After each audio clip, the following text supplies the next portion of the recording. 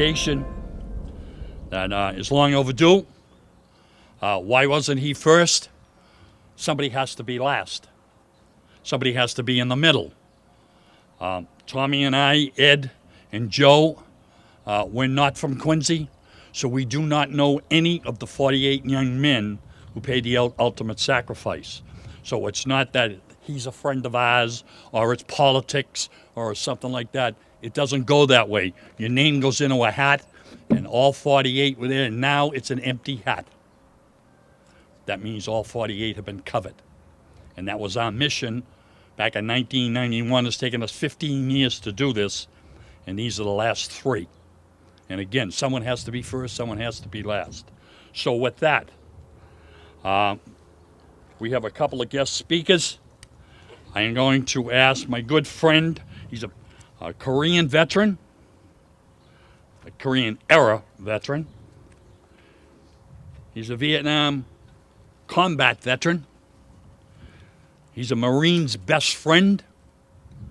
He spent 22 years in the Navy as a corpsman. He's a past commander of the Quincy Veterans Council, past commander of our beloved Cyril P. Morissette Post 294 of the American Legion, Mr. John T. Joyce. Mr. Joyce, sir.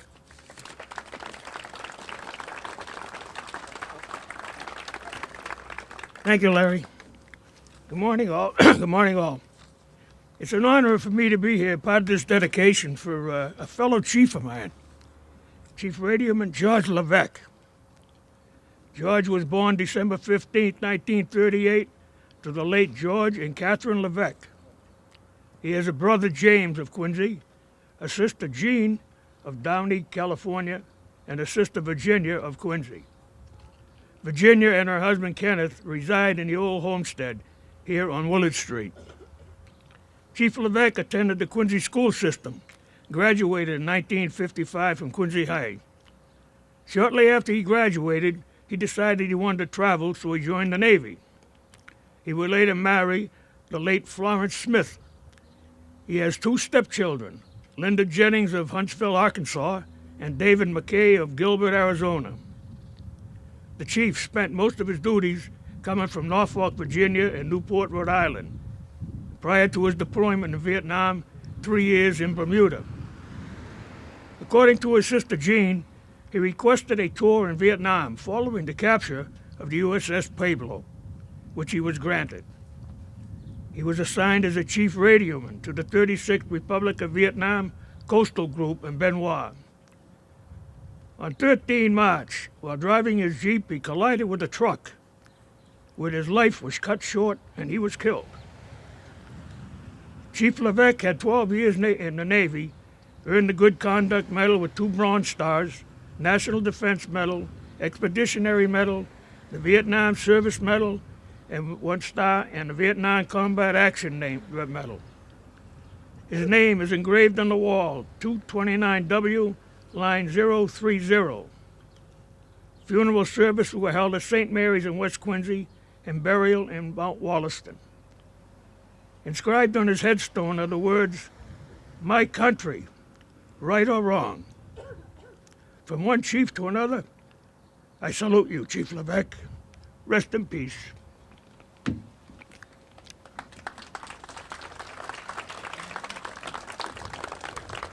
Thank you, John. Next gentleman needs no introduction. He's the Ward 4 Councilor, Mr. Brian Palmucci. Councilor? Oh, I'm sorry, sir. Thank you. Thank you, Larry. It's my honor to be here today on behalf of the residents of West Quincy. Today marks one of, personally for me, one of the most important honors that I think I have in my capacity as a city councilor. There's really 2 events that I participate in every year where I feel overwhelmed with this great honor to be here on behalf of the residents. The first is when Troop 42, the Boy Scouts, invite me to speak to the young men about what service means, what it means to give back to your community. And another is today, when I participate in this event on an annual basis. And they're both very similar because they're both about service and they're about teaching young people what it means to give back to the community, about teaching them what it means to create the community that you want and the sacrifices that that takes to create that community, which is exactly what today is about. We're honoring George Levesque today, one of West Quincy's native sons who paid the ultimate price for the world that he wanted to live in, to protect the society and the community that we live in now. I think it's interesting to note, or important to note, that George joined the services voluntarily, and he served for 14 years before he was killed. And he, as was previously stated, volunteered to go to Vietnam. He took that sacrifice on himself voluntarily in both regards. And that is as certainly a testament to him and his legacy, how he chose to serve, how he put himself on the line to serve for all of us, to make the world a better place, to fight for freedom, even in some far-off place like Vietnam, to choose to serve, to make things better. And it's fitting that we honor him here in this location. And I don't know if Larry picks these on purpose, but this isn't the first one.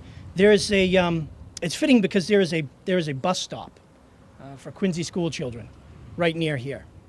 So for generations to come, for years to come, Quincy school children, our youth, our future, will stand nearby here, and there will be a fitting tribute to George right by them. They will see every day this concrete memorial that we are constructing here that will last beyond all of us, to service, to dedication to community, and to the sacrifice that not only George made, ultimately, in joining the services, serving for 14 years, choosing to serve overseas in probably the most dangerous place in the world at the time, and making those choices, but also the sacrifice that his family, his friends, and his loved ones made the day he joined the service, and ultimately the day that he sacrificed his life in that service. So I want to express my deepest condolences, my gratitude to the folks like Larry who put this together to honor this West Quincy native, and I can't say any more how fitting a tribute this really is in this perfect location, so that future generations will know what it means to serve and to sacrifice to make your community, your country, and your world a better place. Thank you. Brian, thank you very much. I've worked with Brian on a number of other squares. I don't call him, I'm not from Ward 4. And it's always, what can I do for you? I know it's a veteran. And that's Brian. Thank you, sir. With that, we have a state representative from the 1st Norfolk District, the Honorable Bruce J. Ayers. Mr. Ayers, sir. Watch that, you don't trip on it. Thank you. Thank you, Larry. And thank you to all the Vietnam combat veterans, Combined Armed Forces in Quincy for having me this morning. And thank you to all the other veterans present, as well as the family members of our honoree. I'm humbled to be with you today as we honor Chief Petty Officer George Robert Levesque, United States Navy. Chief Levesque, as we heard, was a West Quincy native, born and raised here on Willard Street. He was a decorated member of the Navy for 14 years, having held the Good Conduct Medal with 2 Bronze Stars, the Navy Expansionary Medal, the National Defense Service Medal, the Vietnam Service Medal with 1 Bronze Star, and the Vietnamese Combat Medal. Chief Levesque was an experienced radio man, and as John had indicated earlier, joined the Navy shortly after graduating from Quincy High School in 1955. Before that, serving in Vietnam, Norfolk, Virginia, Newport, Rhode Island, and in Bermuda.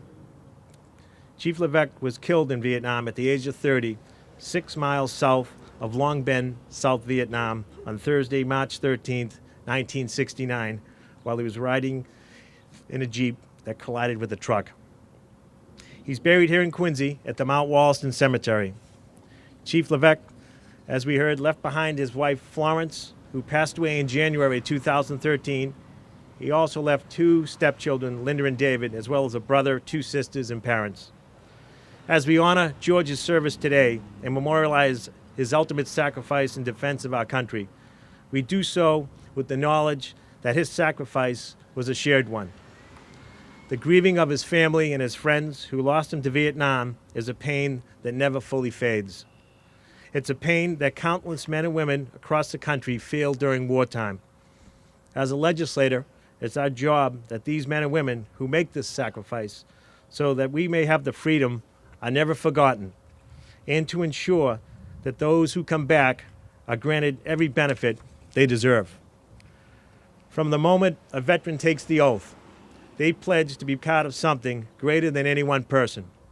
They devote themselves to America, to her people, and to the values we hold above all others: life, liberty, and the pursuit of happiness. Americans are deeply aware of these sacrifices made by the brave men and women who put on the uniform. Today and every day, our prayers are with them. The great American mission to preserve our freedom, to promote that freedom across the globe, continues. And this noble cause is carried out by the finest citizens we have to offer. Our commitment to this mission shall not falter. And the great tradition of this service is handed down by our veterans, who will shine as a beacon of hope and prosperity, even in the darkest corners of the world. The promise and the virtue of America will never fade. The underlying spirit of American patriotism and service burns ever brightly for those who serve. Today, we show our appreciation for Chief Petty Officer George R. Levesque, West Quincy native, killed in Vietnam on March 13, 1969. However, every day we honor his memory and his sacrifice. May this memorial square serve as a reminder to all of his character, his devotion to his family, and his love for the city of Quincy and the country. Thank you for coming today and for giving me the honor to speak to you. May God bless America. May he bless George Levesque, and may he bless all those who served. Thank you. Thank you all. Bruce, thank you very much. I appreciate that. And so do the Levesque family and the people of West Quincy who you represent. Now we know why they keep sending you back to the State House for all that you do. There's not much more that we can say, not much that we can do, except dedicate the square in memory of a true American hero who gave all. And that's the problem, is young kids, 18, 19, 17. Wars are made for young men, not for older, unfortunately. So with that, I have to put my glasses on because I can't read my own writing. We are going to lay the wreath with Mr. Joyce and Mr. Nicholson, Director of Veteran Services. Please present the wreath.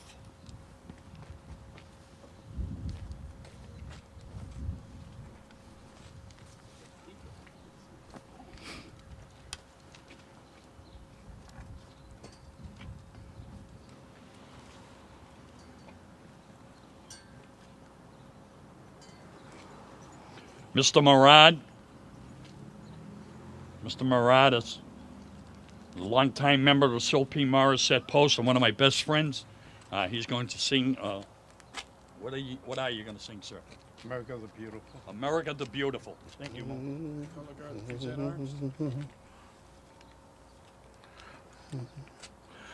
Oh, beautiful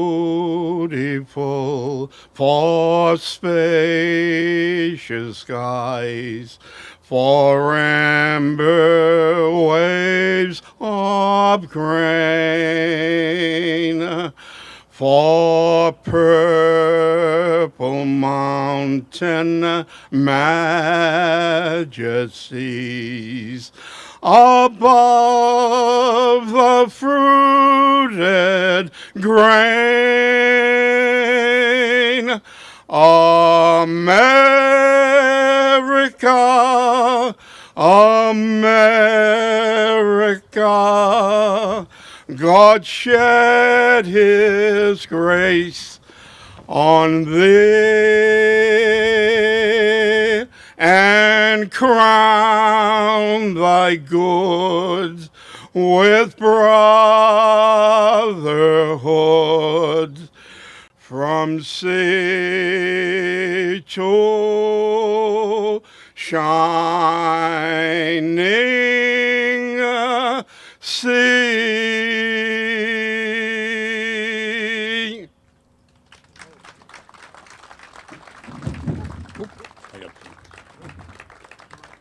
Thank you, Mo. Can we have the Levesque family come forward, please?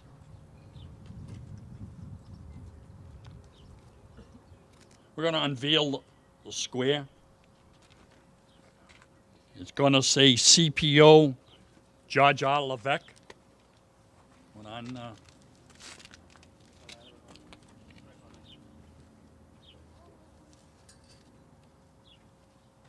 ladies and gentlemen, there will be a firing detail, so if you get, don't get nervous when the noise goes off. There we go.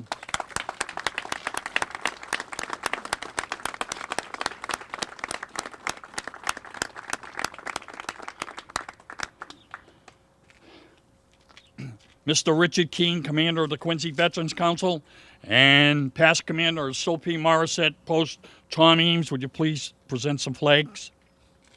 Stick flags.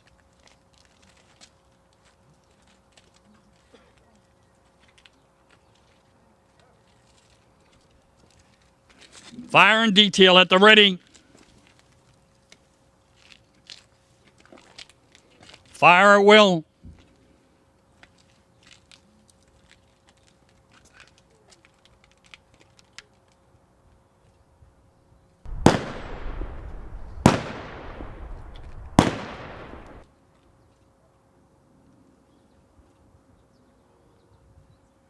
Mr. LaFleur taps.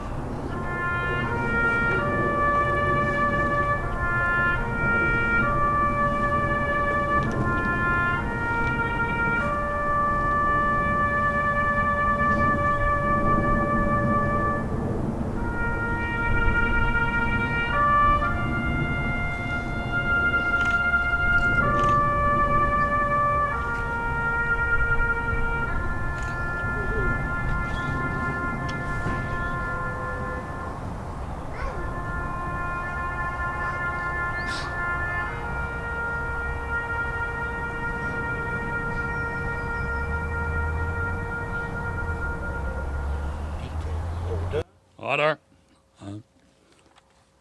There's just a few people I'd like to thank. It's the color guard from the Morissette Post 294, Quincy Access TV, the Leatherneck Honor Society, the Quincy Police Department, Quincy Veteran Services, the Caddy Detachment, Commandant Chuck Bahena. I also noticed in the crowd, he finally caught up with us and we were wondering where he was to do the Pledge of Allegiance at the Elks. The past National Commander of the American Legion, John P. J. Comer, my boss. Sir, thank you. I'm glad you showed. I have another special guest. He lives at the end of the street here, Mr. Russ Erickson, a World War II pilot. He flew 33 combat missions, and he has 2 distinguished flying crosses, and they're working to get him the 3rd one. Sir, thank you for being here with us.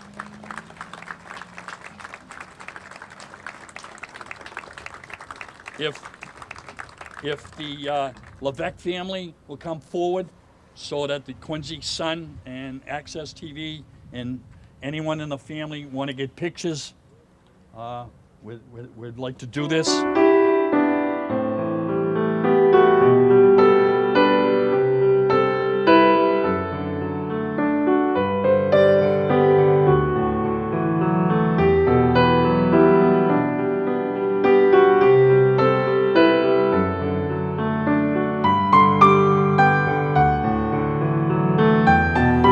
Ladies and gentlemen, thank you for being here. We're here today to honor First Lieutenant Alfred Vincent Schofield, United States Army. He gave his life in the former Republic of South Vietnam. Highly decorated young man, outstanding member and captain of the 1964 soccer team.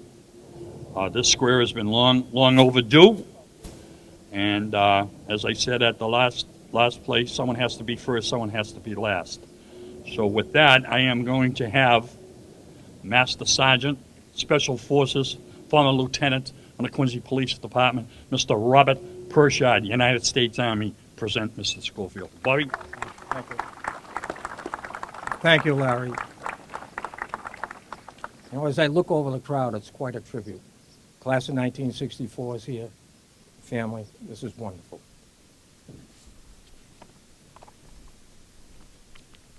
Lieutenant Alfred Vincent Schofield was born in Quincy, August 17, 1947. He graduated from Quincy High School in 1964. He was captain of the soccer team. He also attended Quincy Junior College.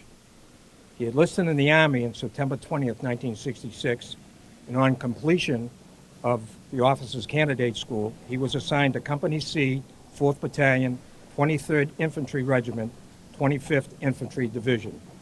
On September 16, 1968, while serving as a platoon leader in Vietnam, his unit was escorting a convoy on a road security mission on Route 26 when they came under heavy enemy fire from a well-organized ambush, killing Lieutenant Schofield.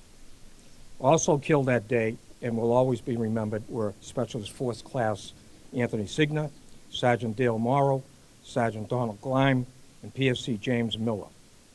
Because of his actions that day, Lieutenant Schofield was awarded the Silver Star. His citation reads as follows.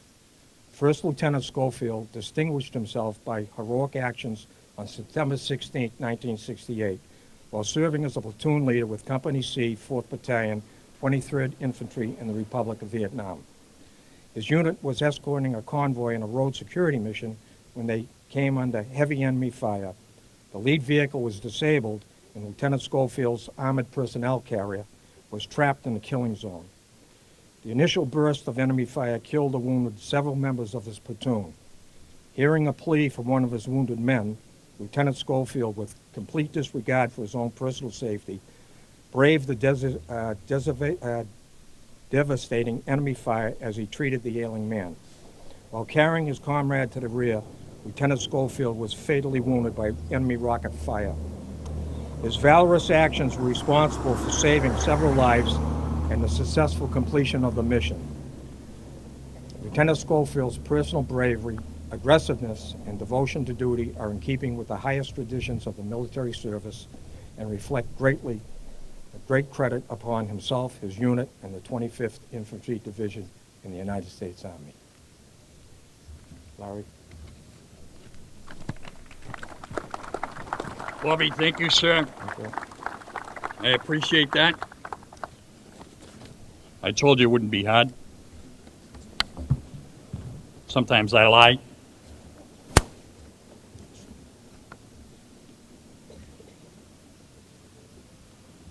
I have a young lady, a new mother, Counselor Ward 5, Chairman of the Quincy Veterans Committee. I call her my boss, number 2. I have my own boss, number 1 at home, you know what I mean? She's here today. She's also chairman of the Massachusetts State Republican Party, Ms. Kirsten Hughes. Kirsten?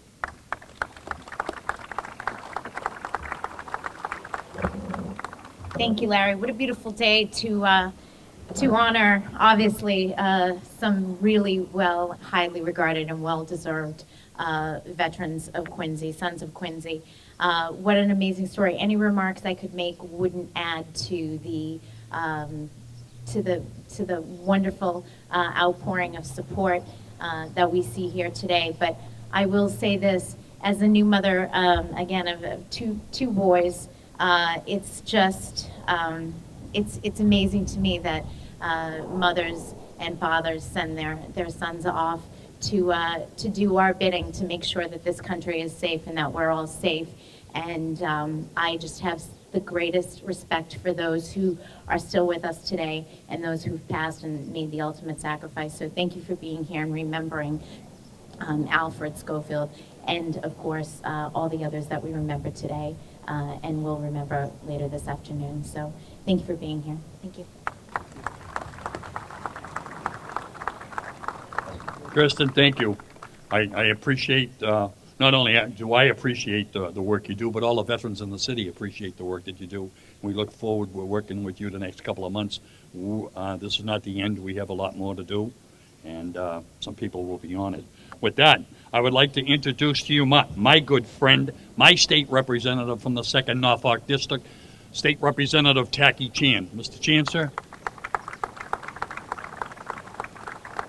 Tack, thank you. Thank you for having me here today on this momentous occasion. Alfred Schofield was a hero in every sense, but more importantly, he was a father. He was a son. He was a cousin, and he was a neighbor. He was a classmate. And it's wonderful to see all the people remember him, not just as a hero, but also a friend and a relative. And every time we look at these memorials around the city, it's a reminder that these are people, real stories that are close to our heart at home. So thank you very much for having me here. Have a wonderful day. Thank you, Tack. I appreciate that. I have a couple of state representatives from the 11th Norfolk District from Milton. He couldn't be here today. And also from the 13th Suffolk, Dan Hunt and Walter Timothy. So you're good colleagues of ours.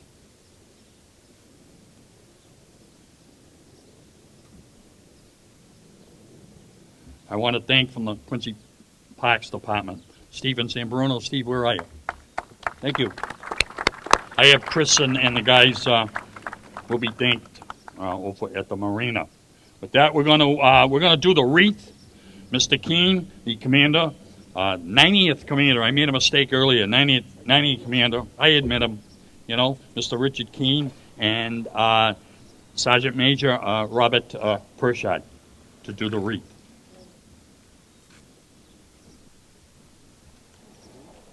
We have the two flagmen, please.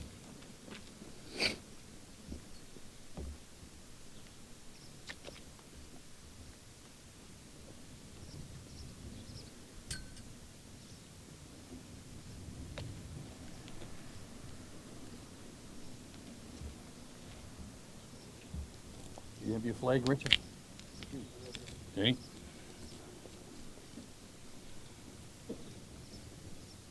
Commander Keene will place the American flag, and a good friend of mine, his brother was killed in Vietnam, John Granahan, Mr. Michael Granahan, Lieutenant, Quincy Fire Department. Michael, would you please place the flags?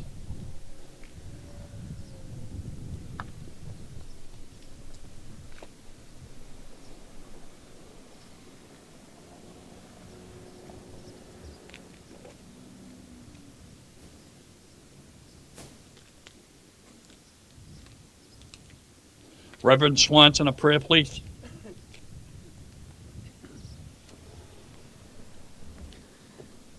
I'm really enjoying this in one sense. I am a president, class of 76. My church is in North Quincy, and I've never been surrounded by so many presidents since I've been back to Quincy. What an honor it is that you've remembered your classmate today across these many years. Let's pray together.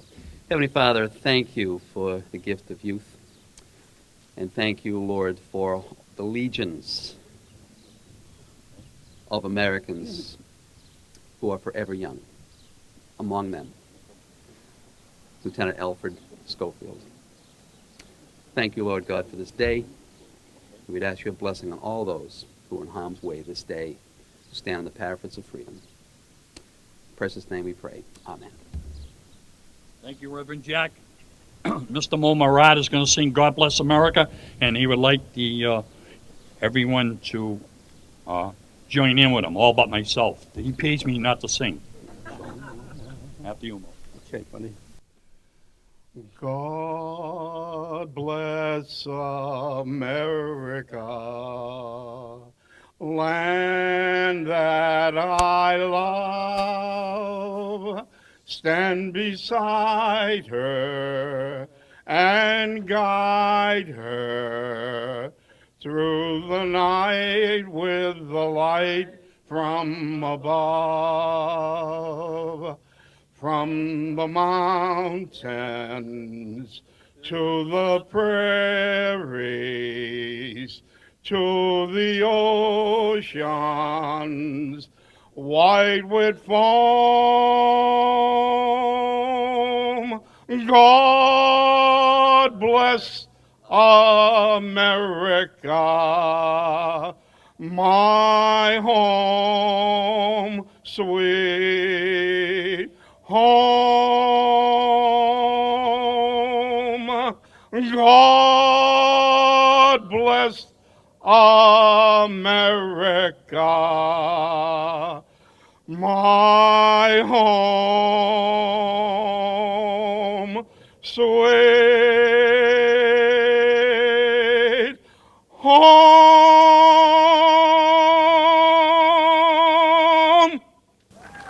Woo!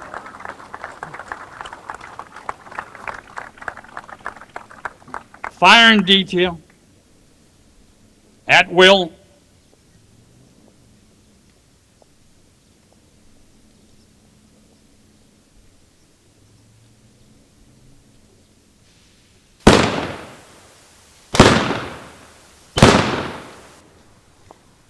Mr. LaFleur taps.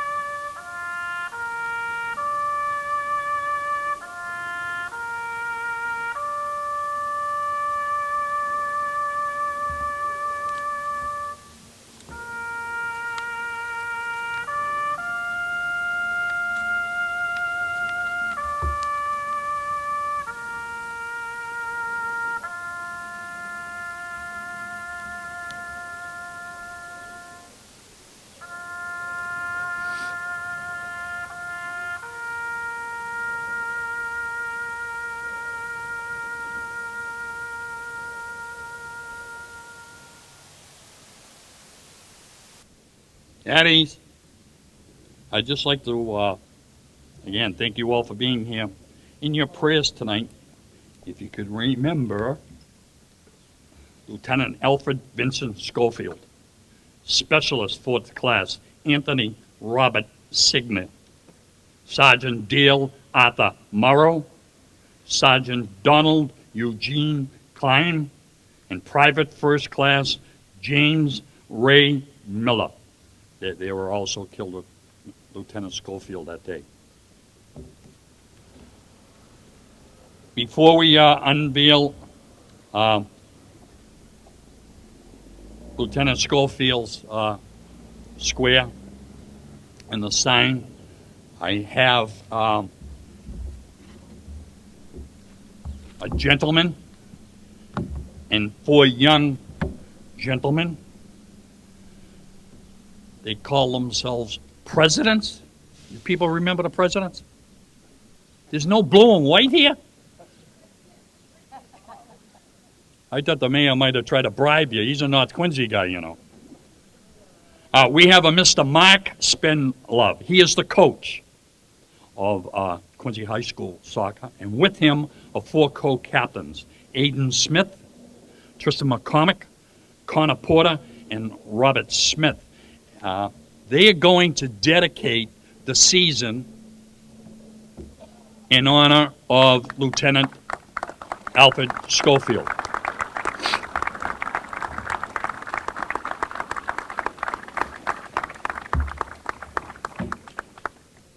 So my phone rang, and the man told me that he didn't get an invitation.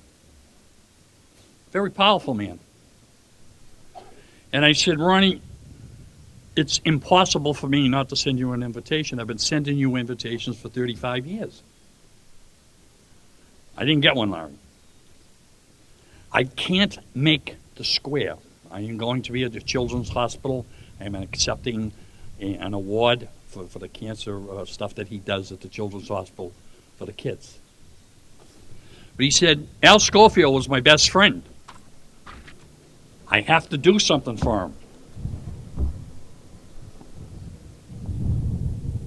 So I said to him, why don't you do something for the City of President's soccer team?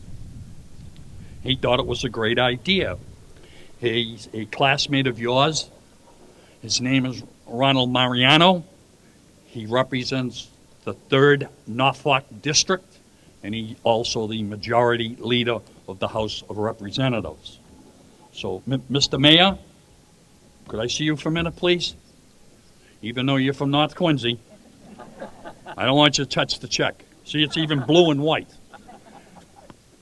Would the 4 co-captains and Mr. Spenlove come forward, please?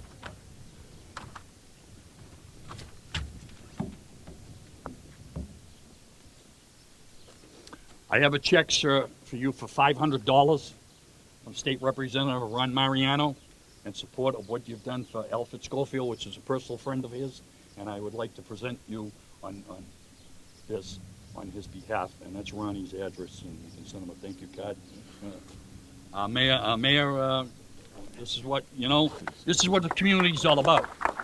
Thank you. And if I don't do it for the City of Presidents, my 3 kids, they'll do a number on me. Thank Okay? you. Thank you. One good deed deserves another. Thank you. Thank you. What a fantastic turnout. I know 3 Quincy boys today, and that's ultimately probably what they are. They're all just young men when they gave their lives.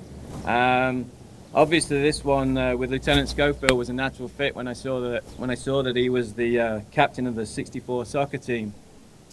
I don't like the sort of cliche comments that are made regarding sport and how it mirrors war, because those of us who are lucky enough to have never been to war, I don't think can ever imagine what it's like. And I don't think sport should be compared to a war. You know, people talk about, oh, we're going to battle with my teammates. I just don't like that. But ultimately, I see the armed forces as the ultimate team. You depend on your teammates. And when it mattered, Lieutenant Schofield was the ultimate teammate. On the day, he laid his life down for his team. And that's, for me, you know, what resonates more than anything. So we try and enforce, above anything, to be a good teammate. And clearly, Lieutenant Schofield was a great teammate. So, thank you. Mr. Mayor, would you get a picture? We just want to get, if you want to take some pictures of this, I want to get it in the North Quincy edition of the Quincy Sun, and make sure, you know what I mean? So he's going like this way. I'm always a shark in the picture. I'm choosing so. Could you actually step over to this other side so you're not in the mic? Oh.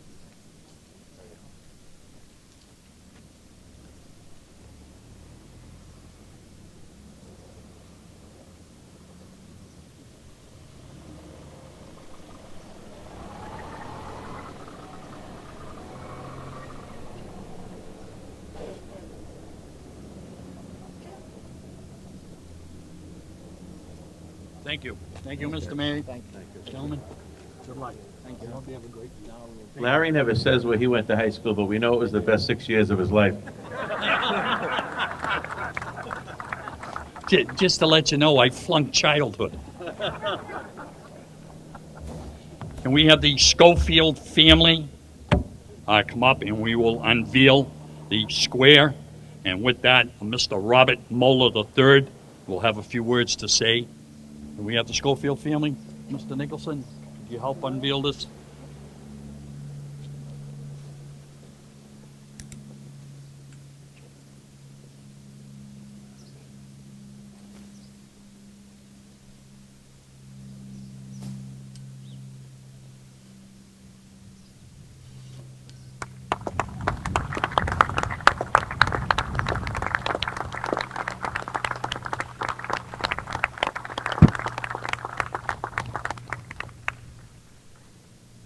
Looks good.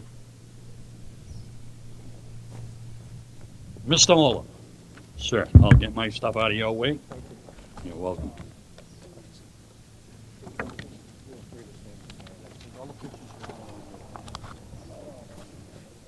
I want to express my gratitude to you all, and to the City of Quincy on behalf of the entire Schofield family, including my mother, Frances Schofield Mola, my cousin Elizabeth Ann Schofield Starrett, Alfred's wife Peggy and his daughter Tammy, the Graham, Stetson, and DeTulio families, his school friends from Quincy, Jim and Sharon O'Leary, and especially for Alfred's brother, Arthur Skip Schofield, who lives in Oklahoma and who is unable to be with us today. Alfred's story and hero's death has been and is a point of pride for our family. Alfred was killed by an enemy rocket in Tay Ninh, Vietnam on September 16, 1968, when I was a boy, so I have no real memory of him, but I do remember my mother and grandparents talking about Al with fondness whenever they talked about the war or about the family. What impressed me most was the language they used and how proud they were. Al died in Vietnam. He was an officer in the Army. He was killed in action, saving his friends' lives. Al was only 21 years old. And many years later, after a trip to Washington, D.C., the question, did you see his name on the wall? Alfred was awarded the Silver Star and the Purple Heart on October 4th, 1968, posthumously for gallantry in action. And please forgive me as I reread the citation by Commander Gordon Sumner. First Lieutenant Schofield distinguished himself by heroic actions on 16 September 1968 while serving as a platoon leader with Company C, 4th Battalion, 23rd Infantry in the Republic of Vietnam. His unit was escorting a convoy on a road security mission when they came under heavy enemy fire. The lead vehicle was disabled, and Lieutenant Schofield's armored personnel carrier was trapped in the killing zone. The initial burst of enemy fire killed or wounded several members of his platoon. Hearing a plea from one of the wounded men, Lieutenant Schofield, with complete disregard for his personal safety, braved the devastating enemy fire as he treated the ailing man. While carrying his comrade to the rear, Lieutenant Schofield was fatally wounded by an enemy rocket. His valorous actions were responsible for saving several lives and the successful completion of the mission. Lieutenant Schofield's personal bravery, aggressiveness, and devotion to duty are in keeping with the highest traditions of the military service and reflect great credit upon himself, his unit, the 25th Infantry Division, and the United States Army. Alfred's sacrifice is now part of our family's lore and is just one moment in a long tradition of family military service. We remember him along with his great uncle William Schofield, who was burned badly in France during the First World War while serving with the British Army. We remember him along with his first cousin Herbert, who was killed in service to the Royal Air Force during the Second World War when his bomber went down during a patrol over Haywich, Scotland, and along with my own dad, a Navy Seabee, who's here with us today. 40 years ago today, United States military involvement in Vietnam officially ended with the evacuation of Saigon. 40 years ago, 58,200 U.S. troops and more than 1.3 million others, both civilian and military, lost their lives in the war. 40 years is a long time, and since then, memories of Vietnam and of the turbulent 1960s and 70s have begun to fade. We're grateful that the son of Quincy, Massachusetts, First Lieutenant, Silver Star, and Purple Heart recipient Alfred Vincent Schofield, who grew up here, who went to school here, who started a family here, has not been forgotten, and that he is being honored here today. Please remember Al and his courage whenever you pass by this corner. I hope he inspires you as much as he inspires us. Our family thanks you.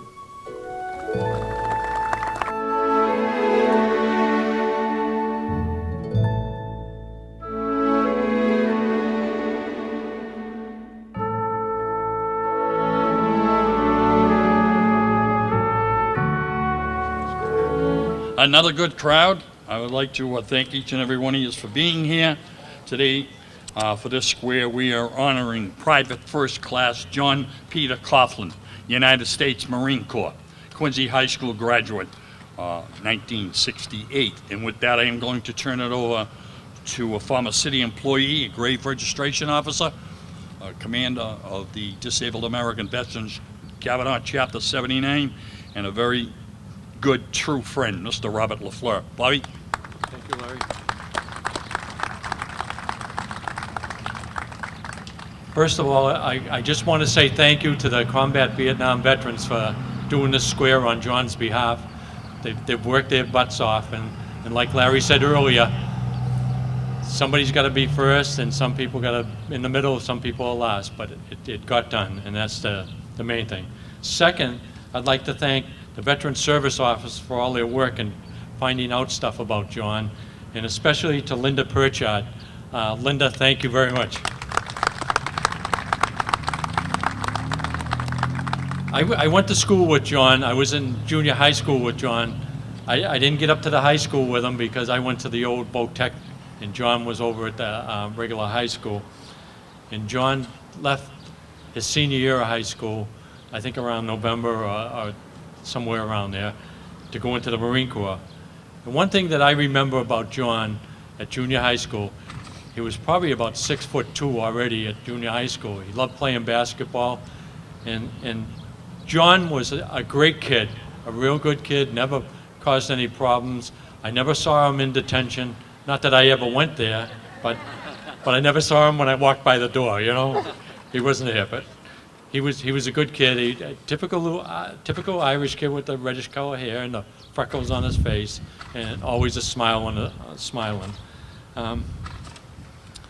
John enlisted November 1967, and when John was killed, he was buried at St. Francis Cemetery in Weymouth. John was assigned to the 3rd Marine Company, A Company, 1st Battalion, 26 Marines, 1st Marine Division. October 13th, at about 2100 hours, near, and I hope I get these words right because of Vietnamese cities, Quang Nam Province, 5 Marines were wounded. What happened was they were squad and they were moving out, and somebody tripped a booby trap, and it was an explosive booby trap, and John and 4 other Marines were very seriously injured.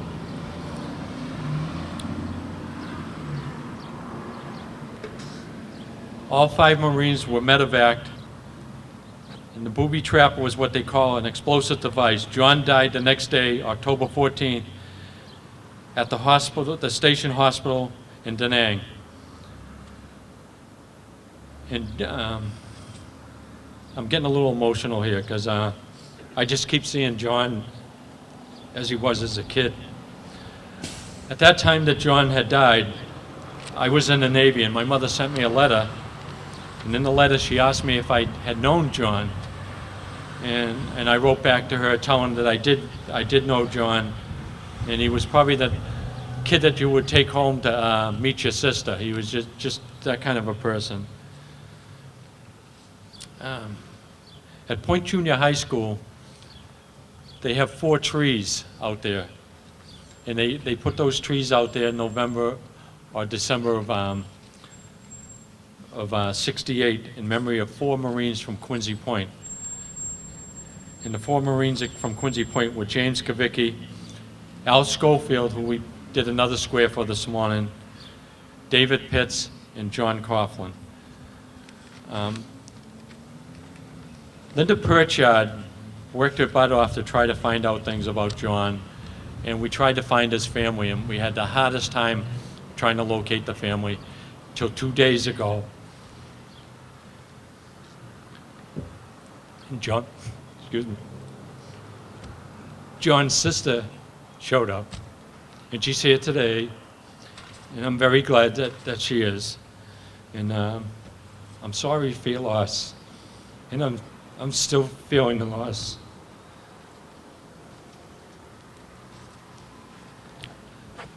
My wife and I went to Washington about a year and a half ago, or 2 years ago, and of course we went to visit the wall. As soon as I seen John's name and David Pitts' name, I started crying. I don't know why, but anyway, I just want to thank everybody who's here. I want to thank the city of Quincy for helping put the square here, because nobody deserves to be forgotten, especially a veteran. And I'm sorry, Larry, I did, this is the best I can do. Thank you very much.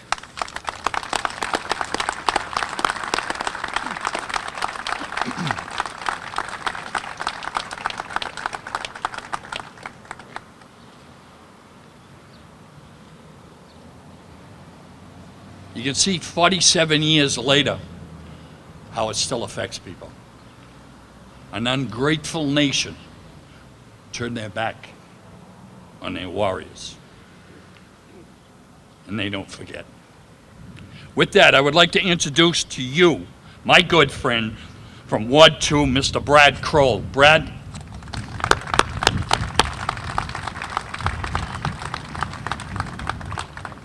Thank you, sir.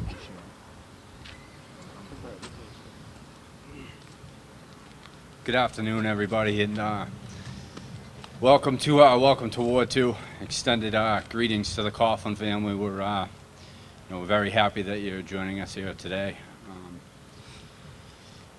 It's interesting, as I I always make a point to come to this these dedications every year, because I feel that it's vital.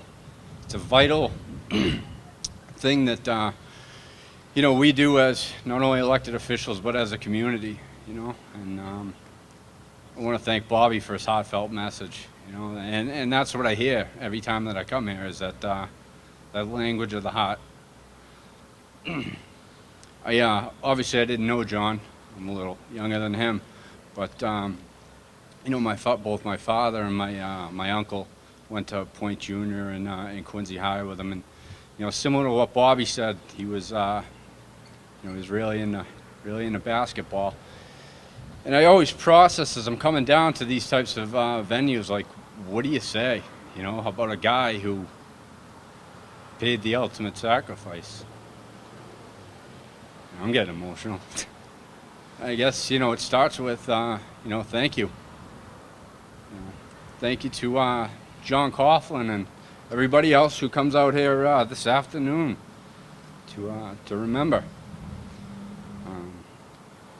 I hope that this memorial, the dedication of the Memorial Square, provides an outlet, obviously, for the Coughlin family to come and congregate and visit from time to time and remember the the contributions that their brother made, not only locally to the Quincy Point community, but to the United States of America.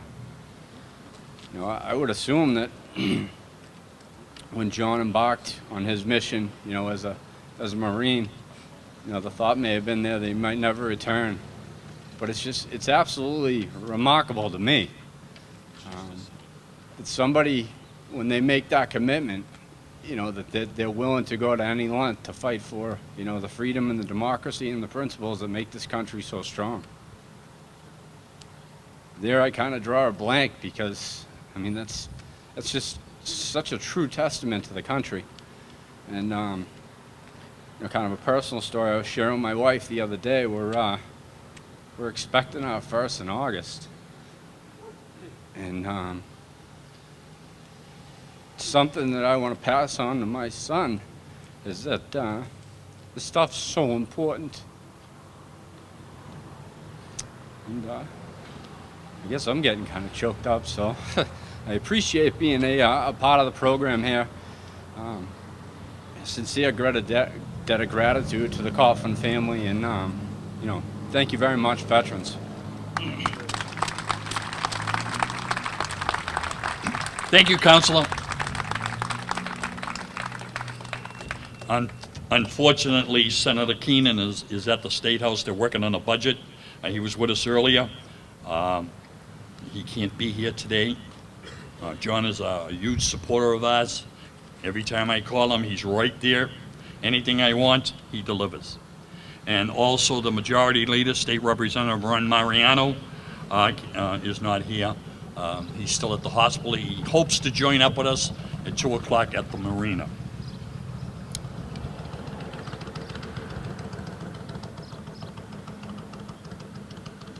With that, I am going to ask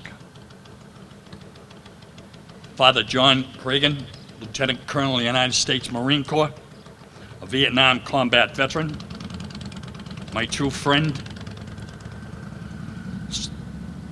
a Bronze Star recipient, 2 Purple Hearts, a former lieutenant on the Quincy Police Department, Mr. Thomas A. Belinda. Gentlemen, will you put the wreath for John Peter Coughlin, United States Marine Corps. Reverend Swanson.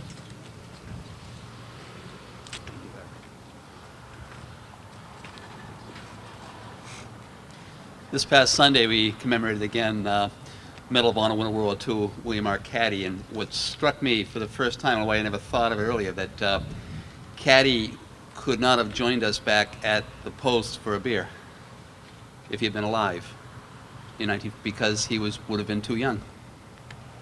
And John Coughlin could not join us back at the Imperial Terrace this afternoon for a drink because he would have been too young. We would have snuck him one. But we forget that these are kids. I have two daughters, 25 and 20. This Coughlin was younger than them. We forget that. And we're so blessed that throughout the history of our nation that so many young people, young men, have answered the call to the colors. And Bob asked me if I would read this before I pray. This is from President Reagan, from his Veterans Day address in 1988. President Reagan said, "Our young friends, yes, our young friends, for in our hearts you will always be young, full of love that is youth, love of life, love of joy, love of country. You fought for our country and for its safety, and for the freedom of others with strength and courage. We love you for it, and we have faith that, as he does all sacred children, the Lord will bless you and keep you. The Lord will make his face to shine upon you and give you peace now and forevermore." Thank you, and God bless America, and may God bless us all. Respecting all faiths, I close in the name of Jesus Christ. Amen. Thank you, Reverend Jack. My good friend, Mr. Mo Marad. What are we singing here today, Mo? Right up there, my friend.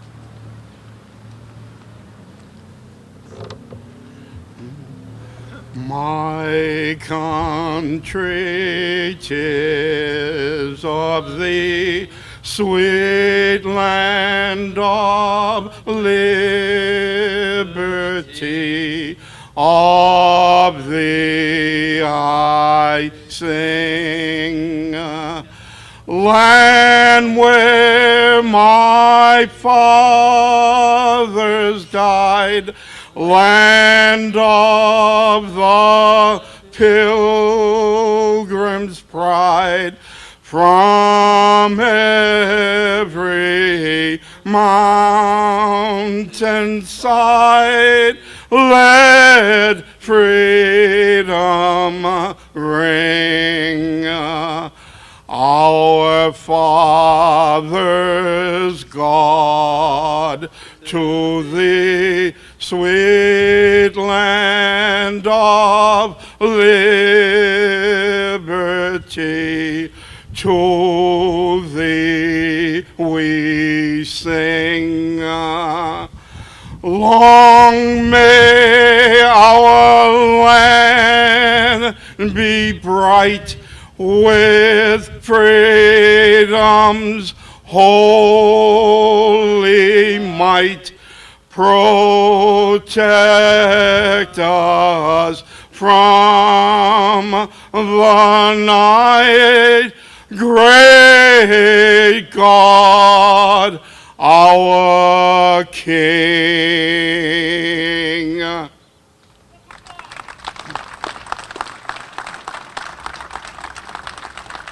Mo Murad, and a proud Korean War veteran, I might add. Fire and detail.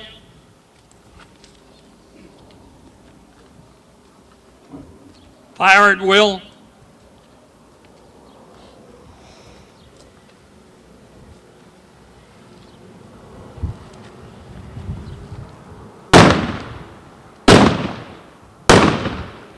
Mr. LaFleur on taps.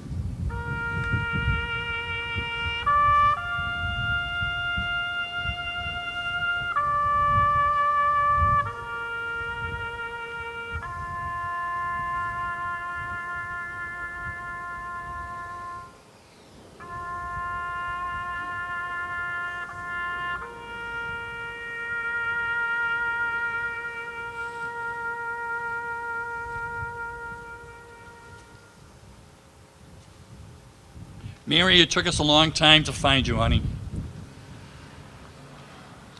But we got it done.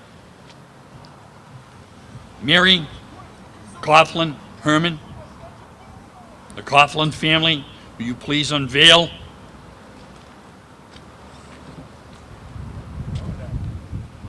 Mary, it's your husband here.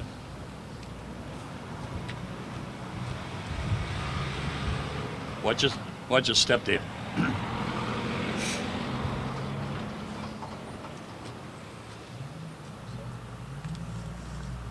Here you go.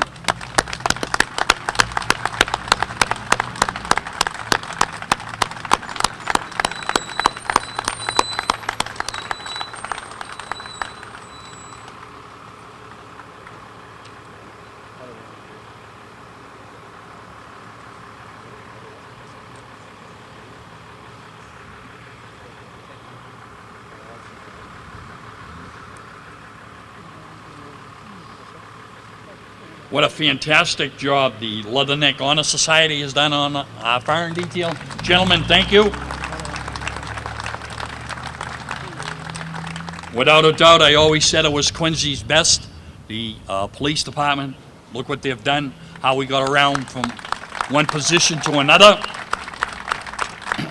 And what I will tell you is we are going down Quincy Avenue. We are going to take a left on Southern Artery to number 1 C Street. We're going to take a right on C Street and a left on the boulevard to the clock tower.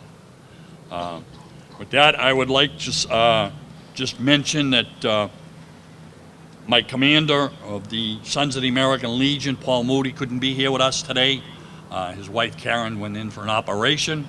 With us is Quincy School Committee member Noel DeBoner and a member of the Cyril P. Morissette Post Sons of the American. Gentlemen, thank you.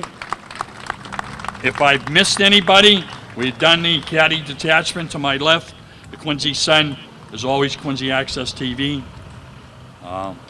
So this ends another chapter, and we go to the next one. We'll pick up more people. We have representatives from the governor's office and some other speakers. And we're going to hear from the famous Father Creighton. And let's keep it short. You know what I mean? You know what I want to do? Hey, where's Georgie Boucher? Let's see which one of you guys is shorter. Huh? Nice. Georgie says the pole's awful high. I said, George, all poles are high to you.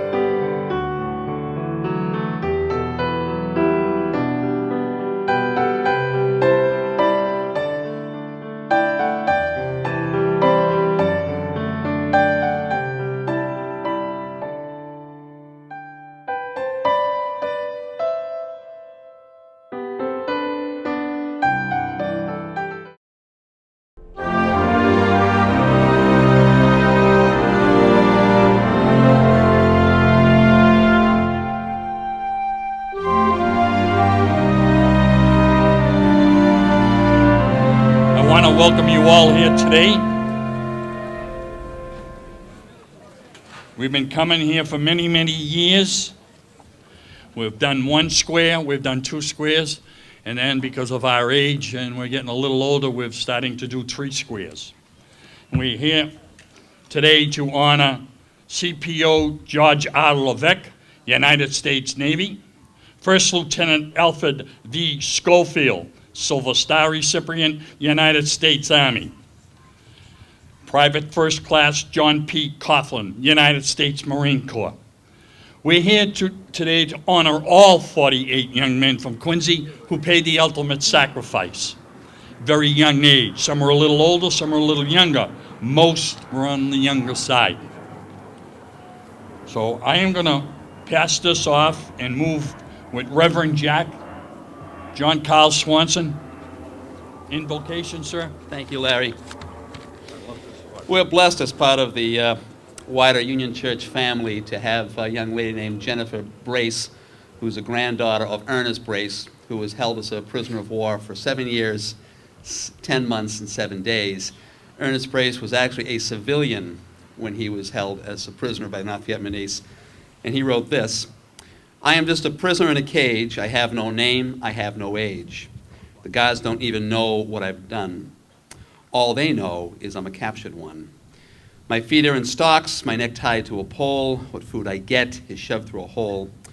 All night I lie down and my hands are tied, the rope stretched to a pole outside. Ernest Brace joined the Marine Corps at the age of 15. Came up through the ranks, became an aviator, was decorated in the Korean War for his heroism. And in an act of insanity, he dishonored his uniform and was court-martialed out of the Marine Corps. He became a civilian pilot for the United States International Agency for Development, and he was captured in Laos. As a civilian, he was given the opportunity to be freed, but he turned it down, instead electing to stay with his fellow POWs. His story is one of redemption. On his release from captivity, President Ford restored his commission and gave him a full pardon. I share that with you because the best part of that story for me is not so much his heroism as a POW, but the fact that he found redemption. Friends, while we have life and breath, we have the opportunity to find redemption. We have the opportunity to restore relationships that might be strained with others. And this is a right that we often just dismiss, and it's a right that is denied them. We have that right. In their honor and in their memory, let no deed be, don't let anything that should be said not said. Don't let anything that shouldn't be said be said. Be reconciled with your family, with your friends. We have that right while we breathe to have redemption. Again, a right that they don't have. In that thought, let us pray. Father, we thank you again today for the forever young, those that pay the ultimate sacrifice for our freedom, those that do not enjoy what we have and what we take for granted, breath. Lord, in their honor, may we live today well. May we find redemption. Respecting all faiths, I pray in the name of the Lord Jesus Christ. Amen. Thank you, Reverend.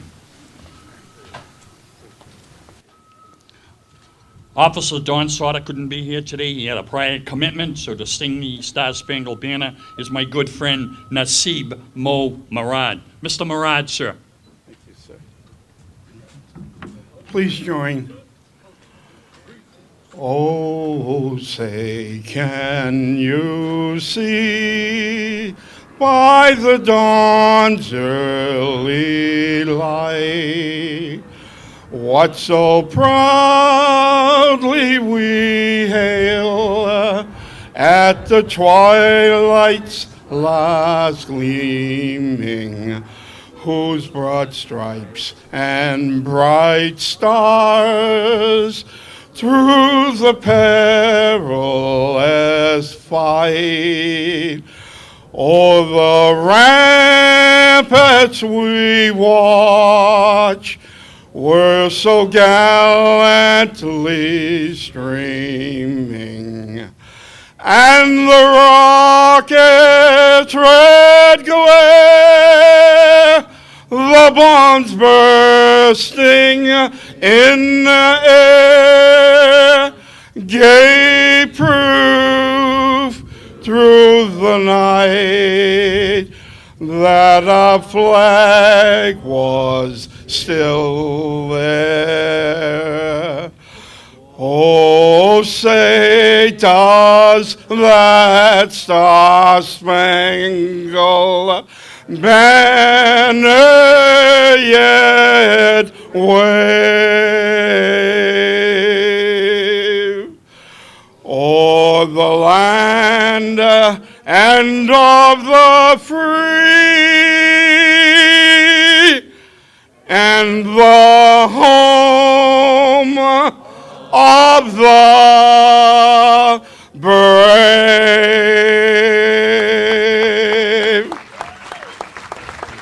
Thank you, my friend. Thanks, buddy.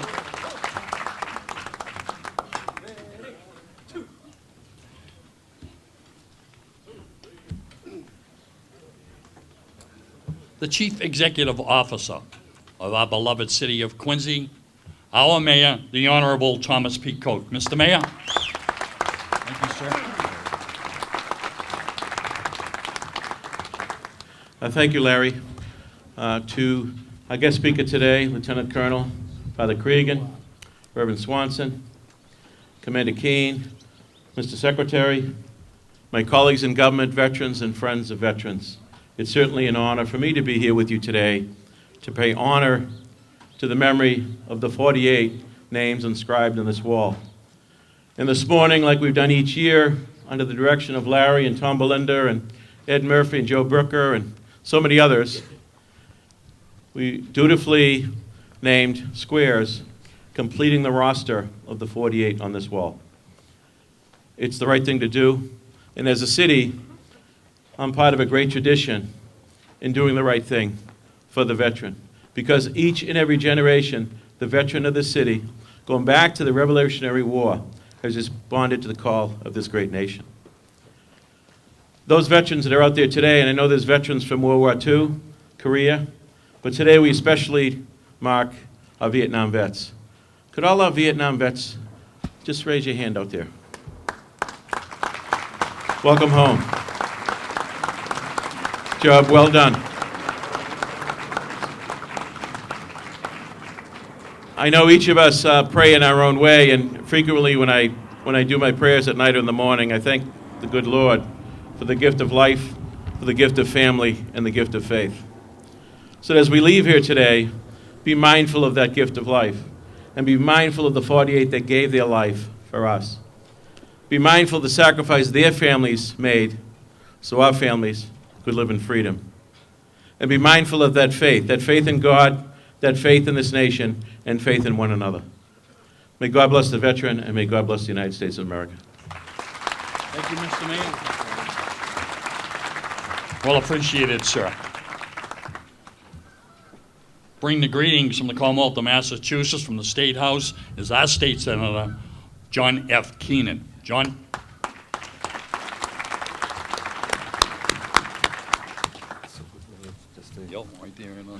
Thank you, Larry. It is a pleasure to and an honor to bring you the greetings of the Massachusetts state legislature, and particularly the legislative delegation, Representative Ron Mariano, who also serves as the majority leader, Representative Bruce Ayers, who I see over there, Representative Tacky Chan, and Representative Dan Hunt. We also have with us today several other elected officials that I've been asked to introduce, and please ask for forgiveness if I forget somebody or miss somebody. But we have with us from the City Council, Council at Large Michael McFarland, Council at Large Doug Gutrow, Ward 1 Councilor Margaret LaForest, Ward 5 Councilor and Chair of the Veterans Committee Kirsten Hughes. We have with us Kathy Hubley, Vice Chair of the Quincy School Committee, Quincy School Committee member Noel DeBona, and I think, did I get everybody? I hope I did. So I want to thank my colleagues in government for joining today. And just take a quick moment. I was scheduled to speak today at one of the squares, and I had done a little work, background work, to find out what I could about Private First Class John Coughlin, and there was a great deal, really amazing things to learn, and not so amazing in the sense that he was any different from so many of the young men from Quincy who went off and joined the service and went off to Vietnam, but just amazing really in the context of what they all did. And I was talking with Larry this morning, for instance, and I don't have a lot of knowledge about Vietnam and so forth, and I was saying to Larry, I came across a note in one of the unit journals that when Private First Class Coughlin was in a certain area, it recorded 39 inches of rain. And I thought it was a typo. I thought it must be 3.9 inches of rain, but it was 39 inches of rain. And when I think of that young man, 18 years old, out in the forest, the rainforest, with 39 inches of rain, and every night going out on patrol, and in the unit journal, they make note of the encounters that he had before the tragic night that ultimately led to his death. It is really quite incredible. And I saw also a note on the virtual Vietnam Wall of Faces, and I want to read this because it's so simply put by somebody, and I think it is really so appropriate. It says, "I wish I had a chance to know him better." This was from somebody who grew up with John Coughlin in Quincy Point. "I wish I had a chance to know him better. He will always live on somehow. I can't just seem to forget him." And I think that really sums up what Larry and so many have done these many years now to memorialize these names here. That's what they've done. Because of them, we get to know these men, and in doing so, they will live on with all of us, and we will never forget them. Thank you, Larry. Thank you, John. I appreciate that.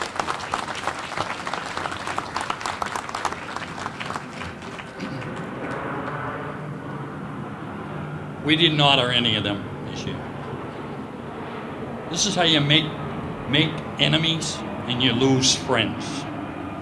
I have a rocket scientist here today, Lieutenant Colonel Karen Dillard. She's in charge of the ROTC program at Massachusetts Institute of Technology. The mayor and I were over MIT 6 or 7 months ago, and we put Alan Brudnell's plaque, which we took out of North Quincy, we brought it over there. And I said to her, I'll send you an invitation and show up. And she has a doctor's degree in aerospace. Lieutenant Colonel, where are you? You're hiding over there in me. Thank you, ma'am, for being here. We appreciate it. And we get some young kids over there. They're going to be going to MIT. And with that, I want to introduce our good friend Charlie Baker, the governor of our beloved Commonwealth of Massachusetts, could not be here today. So he sent his right arm, left arm. The Secretary of Veterans Affairs for the Commonwealth of Massachusetts, Secretary Francesco Iorina. Thank you. Mr. Secretary, thank you, sir. Thank you. Thank you so very much. I'm going to be brief because I know it's such an important day remembering and honoring our Vietnam veterans, especially those whose names are behind me who did not come home and did not return back to a community. I've said this one and I'm going to say this again. Quincy calls its city of presidents. I think Quincy is also known as a city of veterans, and I think to that we need to give great thanks to the leadership, Mayor Koch, and all elected officials, and your veteran service officer. Listen, folks, every city and town here in the Commonwealth of Massachusetts has a veteran service officer by law, and we are so very proud to continue to provide a network, a system, a set of access so that our veterans, our families could be able to reach their local benefits and services that they have earned, not a handout, that they have earned. I want to thank our Gold Star mothers and families that are with us. Let's please give our Gold Star mothers a great hand of applause.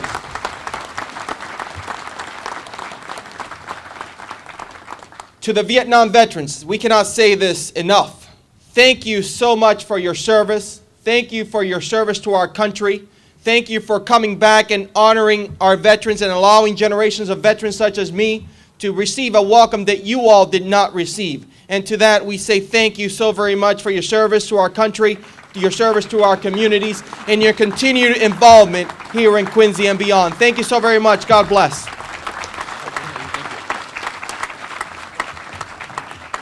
Mr. Secretary, thank you. Semper Fi, brother. My good friend, Mr. Joseph McCain, United States Navy and a Vietnam veteran. Mr. McCain, sir.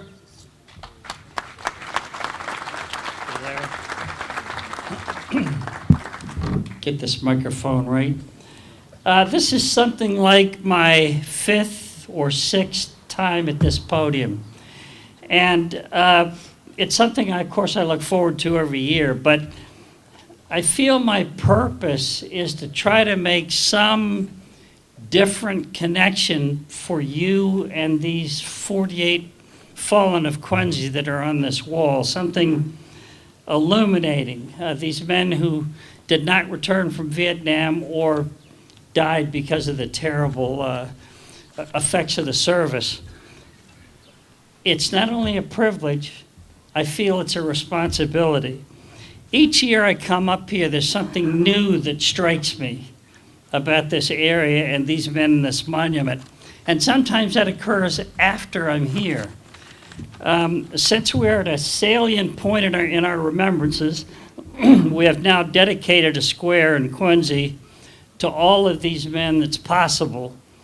I want to look back at some moments over the years that I've been up here that I've tried to impart to you all. The first year I spoke, Larry and Tom and Colonel Ed and some other men and women of Quincy brought me down here before the remembrance to look at this monument. And I walked around it and I looked at the sayings and I looked at these names and I said, this is a sacred place. It's as sacred as any memorial or any cemetery in the country.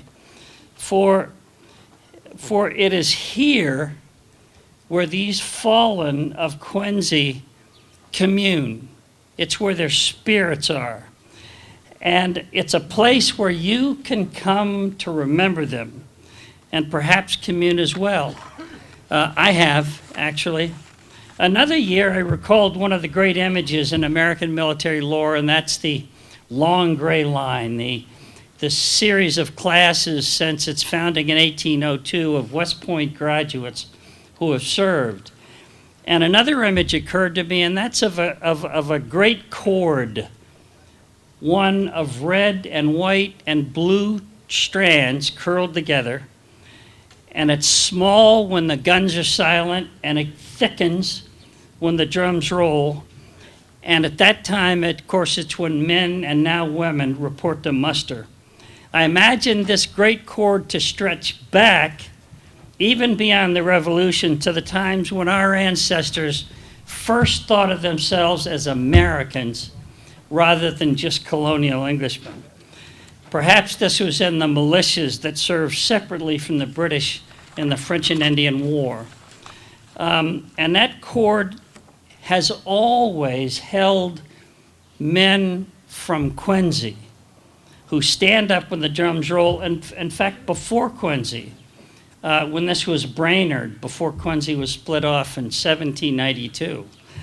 To me, it's a remarkable thing about Quincy that in this state where most of the nation thinks of it as very liberal and one of the fostering places of anti-war movements, that in Quincy, men and women stand up and they volunteer to serve. And from my understanding, and I need to research this further, but this community has one of the highest percentages of citizens who have served their nation through various wars. And another thing that occurred to me is the subtle architecture of this clock tower. It itself has meaning to me. When I first saw it, I thought it was a couple of stories tall. But I was walking along this boardwalk doing a preparation for one of these speeches, and I could see it matched against the offices behind it, and I said it's about 5 stories tall. Finally, I looked up at Ned Ram's excellent website. You should go to it. It's quincyveterans.org. This edifice is 85 feet tall. And that's 8.5 stories. And just as the Parthenon fools you into thinking all the columns are straight and even, they're really gently curved and they're varying thicknesses to fool the eye. This thing is shaped so that you can't tell that it stabs 85 feet into the sky, this golden spear. Another year I looked at the plaque and I saw its true elegance and symbolism. 48 men drawn up into 2 files of 24. And I looked at the notebook I had with me and I saw that there was no order. There was no order of rank or date deceased or branch of service or any other criterion. And I thought how appropriate that is and symbolic. For in death, they're all equals. I don't have to tell anybody here that Vietnam was terrible, and I don't mean just the catastrophic combat, but the way it was fought. This baffling conflict will be debated for all time to the last glow of the sun. Why did we fight it if we weren't going to win it? We couldn't cross the DMZ into North Vietnam. For more than half the war, we couldn't bomb either of their great cities, centers, Haiphong and Hanoi. Imagine if we had the same rules of engagement in World War II. Beat the Germans, but you can't cross the Rhineland. We want you to defeat Japan, but you can't bomb the home islands. God only knows what the world would look like today. This baffling, mishandled war will be debated as long as discussions of war take place, but that's not relevant here. These men served, and they died. More, they knew the increasing dissension in the U.S. They heard the words murderers and child killers. But these 48 men went on duty because of that. They strapped on their weapons, they got into warplanes and helicopters, and they mounted boats to penetrate the rivers of the enemy. And here, I think, is their message to us, at least as I hear it. We served, we did our duty, and we died. Remember us. Remember us and what we gave you and our great land. Come to see us at our monument and perhaps commune with us. That is your duty, or so I think, anyway.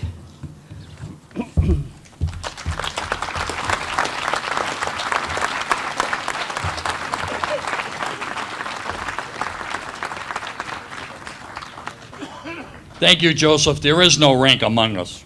I'll tell you what I want later.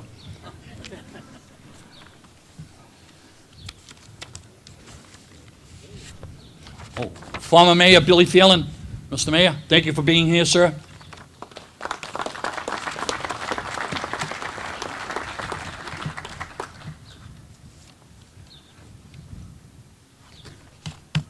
This gentleman likes to tell a story. Back in 1994, he gave me the mic, and I never gave it back to him. That's why he didn't make chief. He only made lieutenant. You know what I mean? My good friend, Mr. Thomas A. Belinda.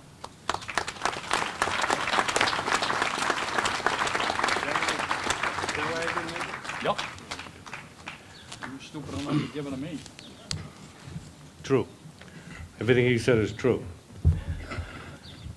Before I start, I'd like to pay tribute to 2 of Quincy's great citizens who passed just this spring.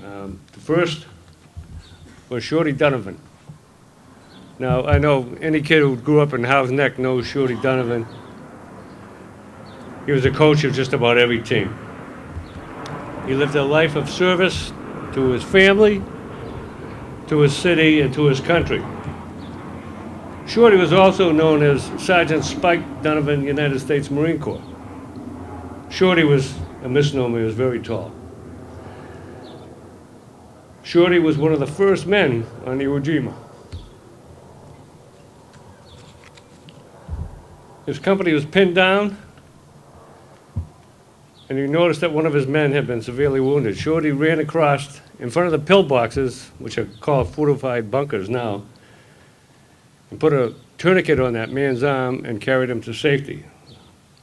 I spoke to that man. His name is Francis Cullen, then PFC.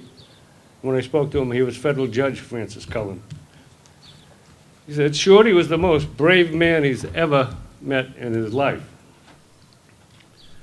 Shorty was so incensed that he charged both of those pillboxes and took them both out single-handedly.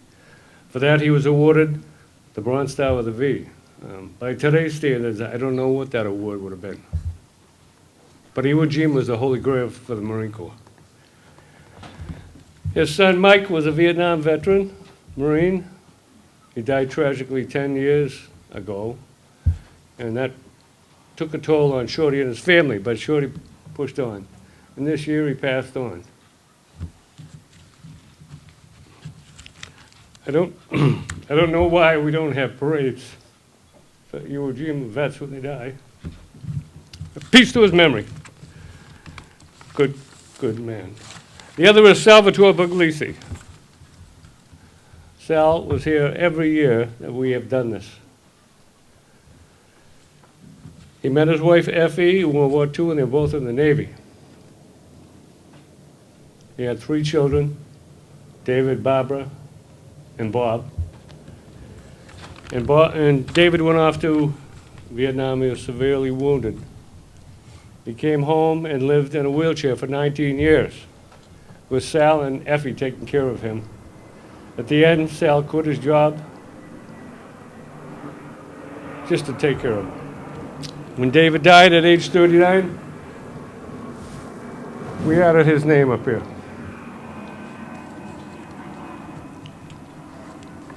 Paul Daly, who I know is here, said to me one time, the Puglisis are a great American family, and so they are. Peace to his memory.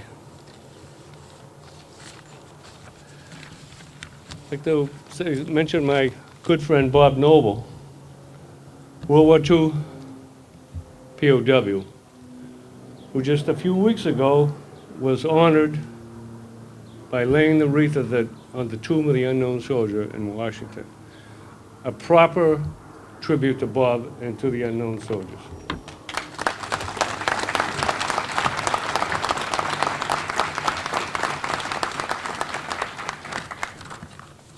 Now it is my sad duty and great honor to introduce the Gold Star families here today.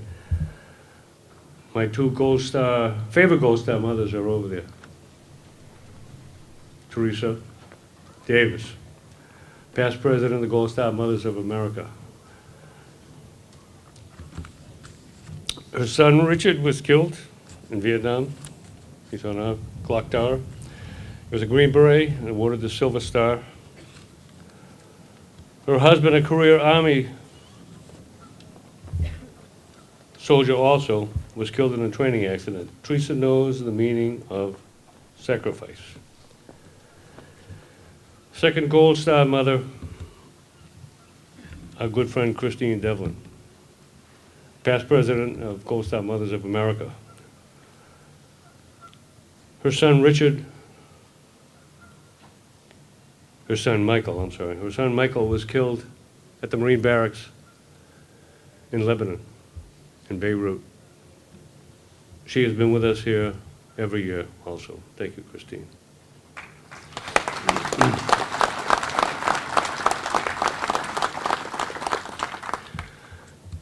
Patricia Smith, Patty, and her husband Bill, I know they're here. They're at the breakfast. She is the sister of Peter Gary, Spec 4 Peter Gary, who was killed in Vietnam. They have been here every year to support us, and we're so happy that they're part of this family.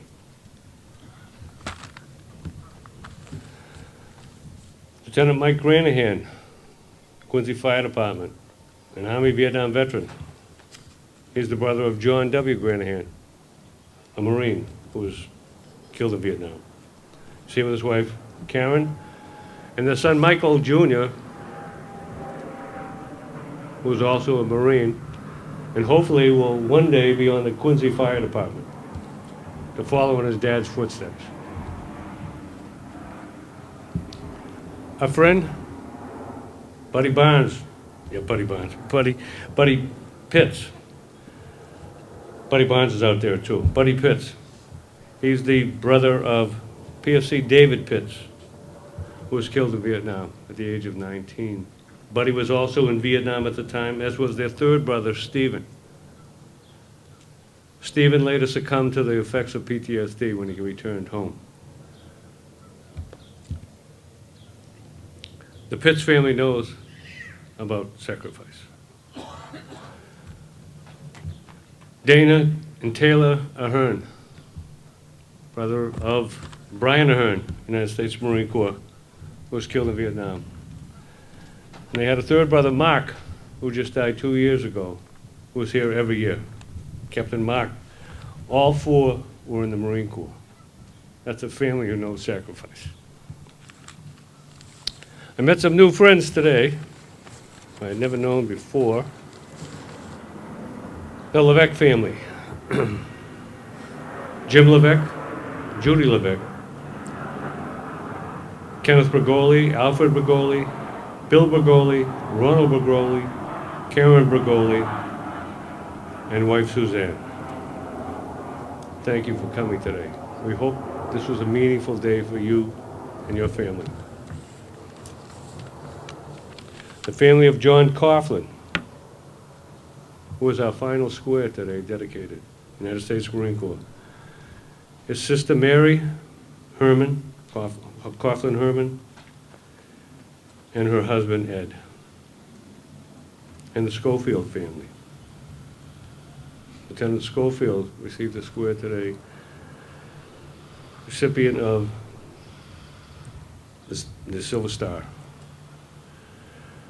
Family members are Robert R. Moeller, Francis R. Moeller, Robert R. Moeller III, Susan Kent, Rachel Kent, and classmates of Alfred Schofield, Jim and Sharon O'Leary. I hope I haven't forgotten anyone there.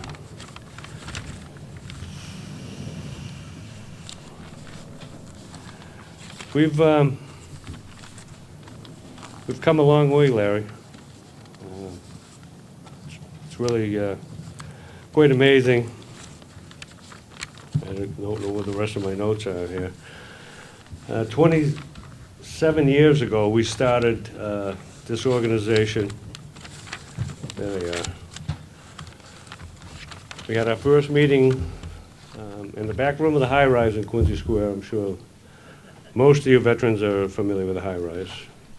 And we watched an HBO special, Letters Home from Vietnam, was written and produced by Bernie Edelman, a Vietnam veteran. Little did we know that Bernie would be here for the next 10 years. We're so happy he's here with us.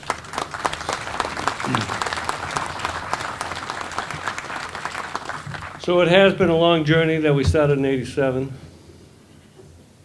The dedication of this clock tower. Often emotional, often exhausting. And I have so many people that I want to thank, and I know I'll forget someone. The O'Connells for erecting this monument, this beautiful monument. To Hassan Hadar, who is the manager of this property, who has always made it available to us and always ready to help. To Mayor Tom Koch, who has been supportive beyond all expectations. Anything we have needed, if it was within his power, he provided it. I just want to thank you, Mayor. And the Parks Department, who do wonders for us, and the Sign Department, and DPW, thank you.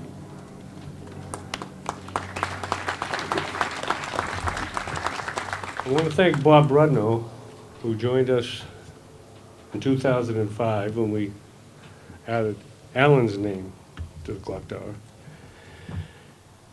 He's a benefactor, but he also made a suggestion that we should probably do three squares per year, because we would be like 120 years old when we were done if we didn't do that. So we did that, and we have finished up today. Thank you, Bob.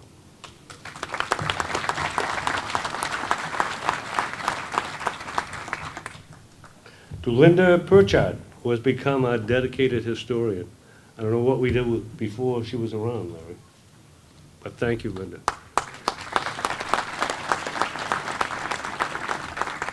Ned Ram, our unbelievable webmaster. Where are you, Ned? Thank you for everything you've done. To all of the color guards, these Marines, believe it or not, I was thin like that at one time. Don't lock your knees, Marines, you'll be falling down on the floor here. To the junior ROTC color guards,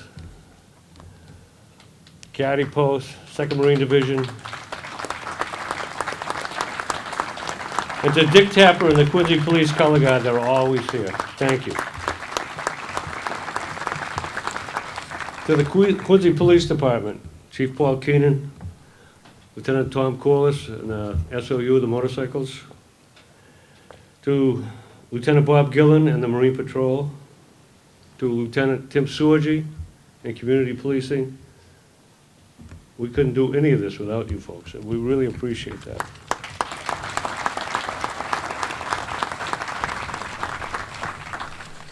Now, I don't know if, I know Kevin's with us in spirit, but I don't know if any of the first slate of officers is here today. But it was Dee Lawson, John McDonough, Kevin Gibbons, the late great Kevin Gibbons, and Jerry Nickel.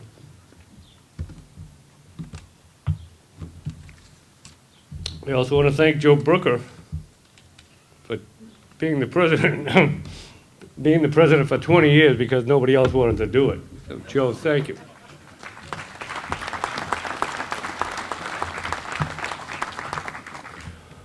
And I'd also like to thank my support system, my wife, Susan, who's fighting her own battle right now with cancer.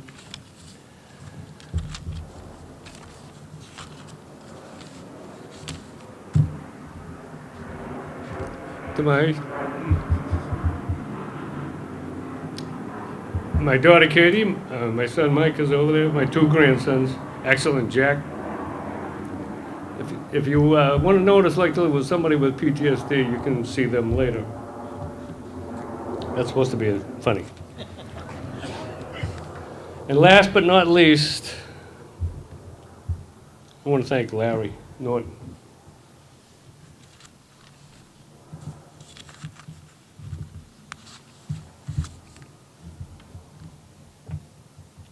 He has made this a labor of love.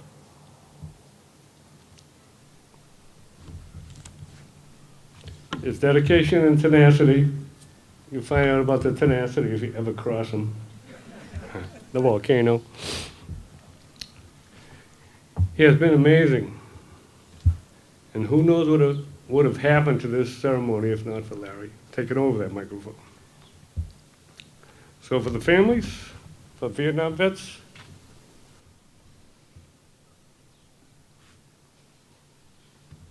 these men, thank you.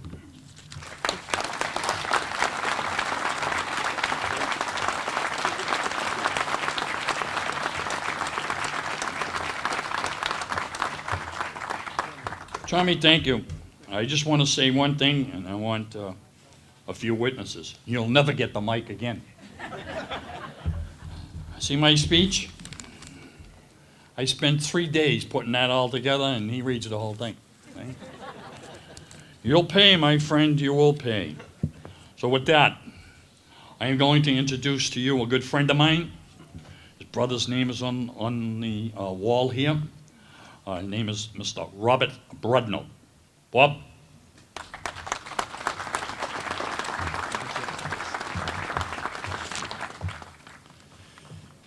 Over the years, we've had extraordinary luck to have great speakers come here to honor Quincy's fallen from the Vietnam War.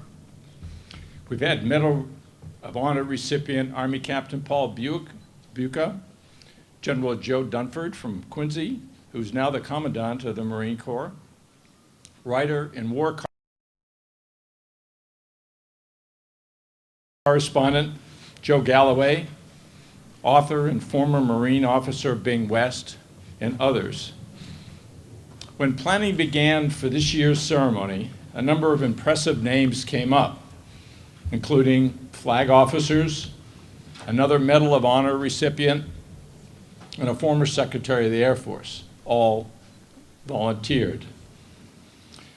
When I discussed the prospects with former POW Orson Swindle, who has spoken here on a number of occasions, as you know, he had a suggestion. He regrets that he could not be here with us today, but he proposed Father John Cregan, whom he described as a dear friend, a Marine, and a man of God. Doesn't get any better than this, he said. Lieutenant Colonel Father John Cregan, United States Marine Corps, retired, pastor of the Blessed Sacrament Parish in Alexandria, Virginia, truly from foxhole to pulpit.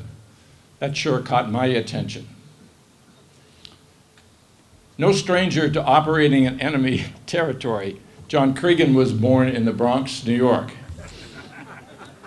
Now, in screening him before he came, I asked him what his preferences were for baseball, presuming the worst. Turns out, he always liked the Boston Braves. Go figure. He attended St. Margaret's of Cortona School, and in 1961 he graduated from Fordham University in New York. When he was in college, he enrolled in the Marine Corps Platoon Leader Program to become an infantry officer after his graduation. In 1968, he went to Vietnam as a rifle company commander and was assigned the 3rd Marine Division, operating in the northern part of South Vietnam from the DMZ to Da Nang. From 1968 to 1969, he lost more than half of his company. 30 were killed, and the others seriously wounded and evacuated. After he returned to the United States, he spent 3 years making casualty notifications to the families of those killed, sometimes as many as 3 a week. He continued to serve in the Marine Corps until 1983, when he retired as a lieutenant colonel. He then found his new calling and attended Mount St. Mary's Seminary in Emmitsburg, Maryland. And in 1987, he was ordained a priest. Since 1996, he's been the pastor of the Blessed Sacrament Parish in Alexandria, Virginia. Retired Lieutenant Colonel Father John Cregan knows how important it is to remember the fallen. Father?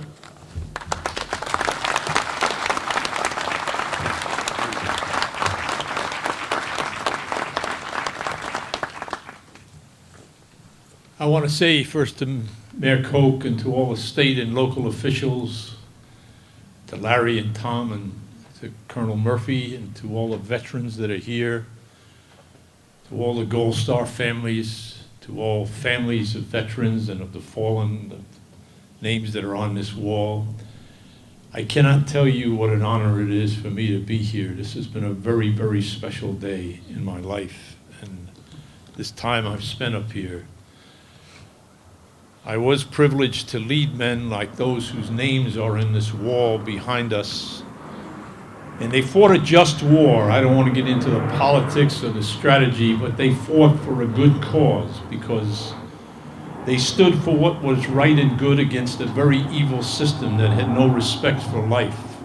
And they did a magnificent job. I had In recent years, I've been making recontact with some of the Marines that I served with in Vietnam. I had dinner with a very brave lieutenant just 2 weeks ago, and we talked about our experience, and although we don't see each other a lot over these years, he said what is something is so true, and I feel such a connection with the names on this wall, that we are bound together for life. What happened to us and what we experienced brought us together so closely that we are truly brothers, and it changed each one of us. What this country really has to remember now is the great sacrifice that young people make right up to our present time, and everyone that goes to a war is wounded in one way or another. As you know, about 30 years ago, I changed uniforms, but I really look at the first part of my vocation as the 22 years that I spent leading Marines. And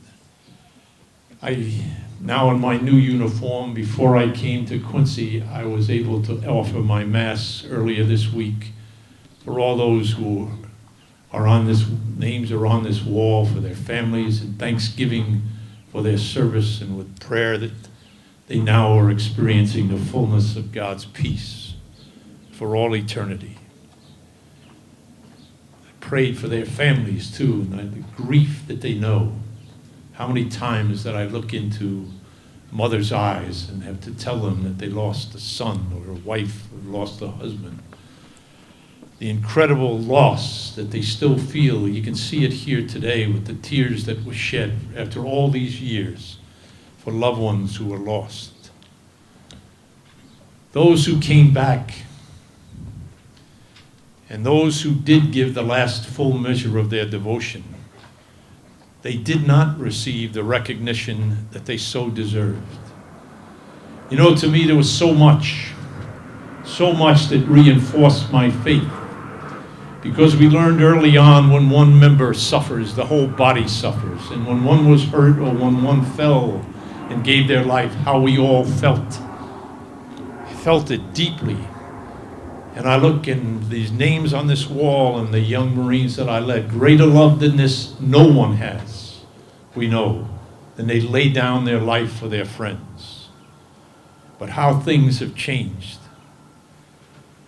You know, in the 60s, when I was a young Marine officer before going over to Vietnam, I really wondered, with all the protests and things that were going on, where were we going to find the young men, now the young women, and the officers to lead them? Where were we going to find them with all the confusion and all the protests and all the lack of understanding? I remember soon after I came back from Vietnam, I went down to Battery Park in New York City. I wanted to hear a friend who was the officer selection officer from New York. Major Dick Esau was talking to families who had lost a son or a brother or a husband or a father in Vietnam. And he stood there, and behind him was the Statue of Liberty. And he said that, he told a story of a young Marine who died in his arms. And with his last breath, in a very weak voice, he looked at the Major who was holding him, and he said, "Major, tell me it was worth it." And he said, I very quickly assured that young Marine that his sacrifice was worth it, that his service was of great value to the cause of freedom. But he said, since returning to the United States and visiting over 100 college campuses, I've had pause to reflect on the honesty of my answer to that dying Marine. So much confusion. I got back from Vietnam, and I was assigned to be an inspector instructor with a Marine Reserve unit in New Rochelle, New York. And very quickly, a lot of people wanted you to speak about Marine operations, so they asked me to speak on the City Hall steps of New Rochelle on Memorial Day. And so I agreed, and I went down there, and they introduced me, and I walked up to the podium, and I looked out at least 150 war protesters that were holding ugly signs. And some of them said, "Marines kill babies." And so I I have to say that after my talk, I was escorted to the desk sergeant in the police station right behind me, and I was turned in for inciting a riot on the City Hall steps of New Rochelle. What I really did was I tried to tell these people how confused they were. People, many of them, who should have known better. They were educated. And I tried to tell them about the human side of war and the great young men that I saw and that I led in Vietnam. I remember one Lance Corporal who had befriended a little Vietnamese orphan girl. And he was due to go home, but somehow he worked it out. He stayed 45 extra days because he had lost contact with his little friend, and he finally found her. And he sent her home to his parents in Texas who adopted her. You know, there isn't a human side to war, that these young men faced such very difficult circumstances and such horrendous taking of life and seeing their friends fall, but they had great hearts for other people. There were times that I was so proud of my Marines who took fire from villages that were infested with the Viet Cong, but they didn't fire back because there were innocent civilians involved. Oh, there's a human side of war. I happened to be on a landing zone once to wait for a helicopter, and as I was about to get on the helicopter, 4 young Marines, we had been in a very difficult battle that day, and several were wounded, 4 lost their foot, one foot, and it was a very hard, difficult day, and I saw 4 Marines carrying a wounded man in a poncho, and they were running out to get on the helicopter with his Navy corpsman jogging next to them holding an IV. And they got on the helicopter, and then I got on, and they were trying to make this wounded man comfortable. And I just said to myself, when I get off this, I'm just going to go over and tell that Marine to hang in there, that he's going to make it, that things are going to be all right. And so when the helicopter landed and took off and things settled down, I walked over there and I looked down into that poncho with the face of a Viet Cong soldier. And I said, there is greatness here. There is goodness here. This, for me, is America. Not to meet evil with hate, but even in those horrendous situations, to meet it with care and concern. Sometime later, I thought what de Tocqueville said in the 19th century. America is great because America is good. And if America ceases being good, it will cease to be great. But those misguided people were so wrong because they vilified the young who were willing to answer the call and fight for peace and for freedom, for dignity, the dignity of every human person. And I experienced what I saw when I came back, which was very hard to understand. I remembered a different time, and many of you remember that time in our country, when values were clear and everyone held to the same values. Everyone embraced duty, honor, country, a willingness to serve and give of oneself for the good and safety of others. How everybody pulled together. I can remember pulling my little red wagon around the streets of the Bronx and collecting any kind of scrap iron that we could collect. And moms used to give us glasses of grease that we would take to the butcher. He was the grease collecting point to lubricate tanks and trucks. Every little square of grass in the Bronx was a victory garden where people were growing tomatoes and carrots and vegetables. And everyone was involved in the war effort. We were standing together in great unity, facing overwhelming odds, but with incredible resolve, with resolution that we were going to be victorious, no matter the cost, that freedom was going to live on in this land, that America was going to be a bright light of hope for the rest of the world. I remember the nuns in school telling us, when your country calls, you've got a responsibility to step forward and serve. That's part of your faith. And so as a boy, I do remember the parades that came through the neighborhood. I remember every time I got onto a train to go visit my grandmother upstate New York that it was filled with young men in uniform. And I knew the families who had those overseas, and I could see the anxiety in their eyes when I saw them in the neighborhood, waiting for that notification. Long months and years praying that it would never come. I remember the funerals and the sadness. But most of all, I remember the strength and the resolve. And when those young men returned to the neighborhood, both from World War II and Korea, they were our heroes. They seemed so solid, so strong, so confident and focused, so much more mature than when we saw them leave, and we looked up to them.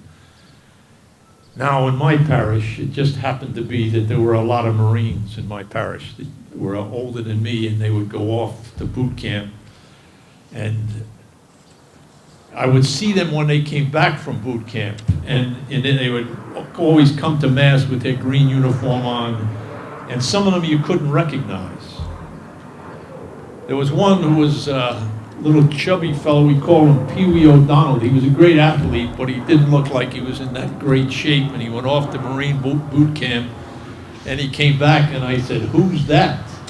He was 6'2", 190 pounds, and they said, "That's Pee Wee O'Donnell." And I said, "Boy, I'm signing up for that outfit," but it didn't work for me. But I was so very impressed with those young men that came back, and I was inspired by them, and I said, I want to be a Marine.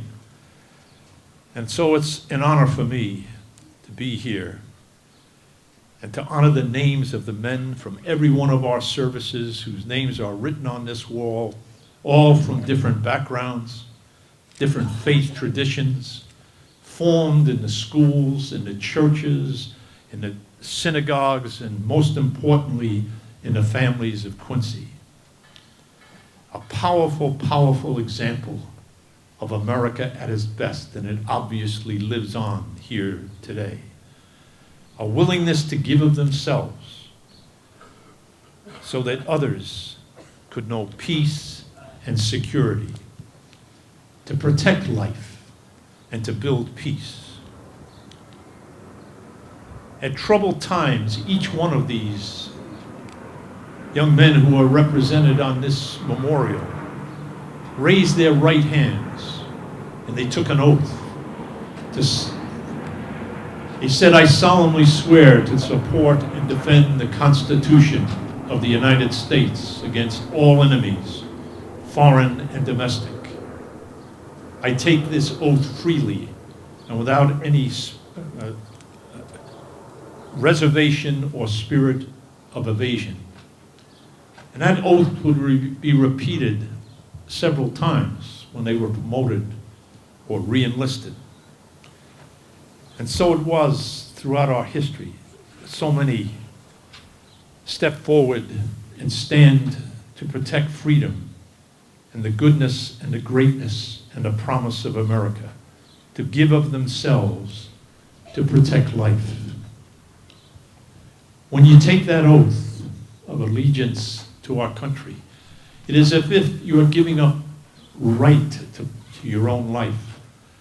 You promise to obey orders, the orders of the officers and the non-commissioned officers placed over you, to go into harm's way for the cause of freedom and goodness and for those Marines that you're serving with.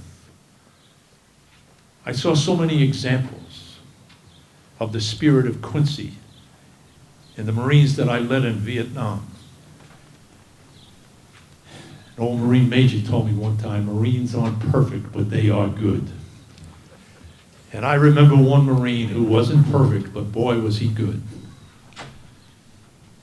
I had just less than 80 Marines left in my company, and we were moving very quietly through the demilitarized zone, following some comm wire that we thought would lead us to a North Vietnamese regimental command post. And all of a sudden, all hell broke loose, and we were receiving incoming.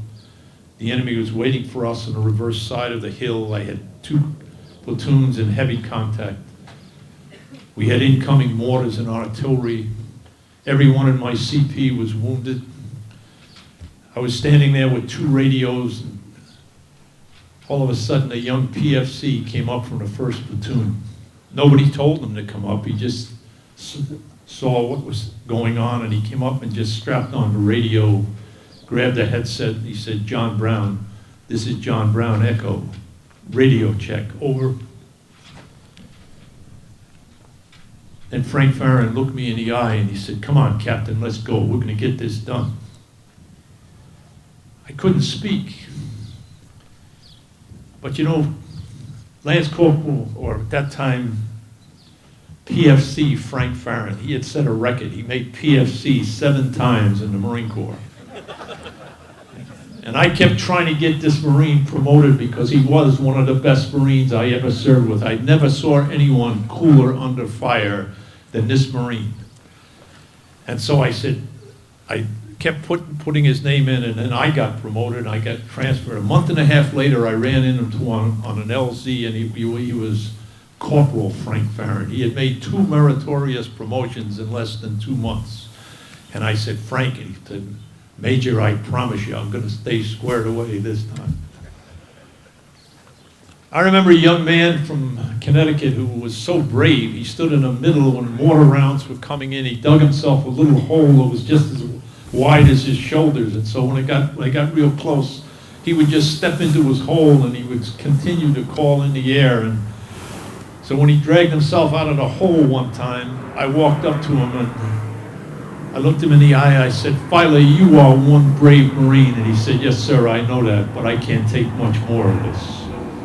I said, "Marine, hang in there. We're all going to get through this." But the one I remember the most, I received a call while I was at Blessed Sacrament and from General Jarvis Lynch, who had been R3 in Vietnam, and he asked me, he said, "One of your Marines is getting a posthumous Bronze Star, and it was from over 30 years ago, and they were awarding it at the Tomb of the Unknown Soldier, and they asked me to give it, but since you're up there and you're the company commander, would you be willing to present the award?" And I said, "I'd be honored to present it." And I asked him who it was, and as soon as he told me who it was, I remembered the situation, and I remembered why he got the award. Lance Corporal Joseph Roble grew up in Pennsylvania, and he had 3 brothers and 4 sisters. And he joined the Marine Corps, and he was such a joy because he was very courageous, but he always could lift spirits up in the darkest of times. And so we were moving very quietly up a very heavily wooded ridgeline, and again, we walked into an ambush, and his friend, Corporal Stan Pettit, fell and was mortally wounded, and another great point man named Corporal Dave Dumas also was wounded. There was another really good Marine named Bill Griffith there that was pinned down. And Roble just ran up and he checked Stan Pettit out, knew he was dead, and he got to the other 2 and he provided fire and cover until other Marines could get up and get control of the situation.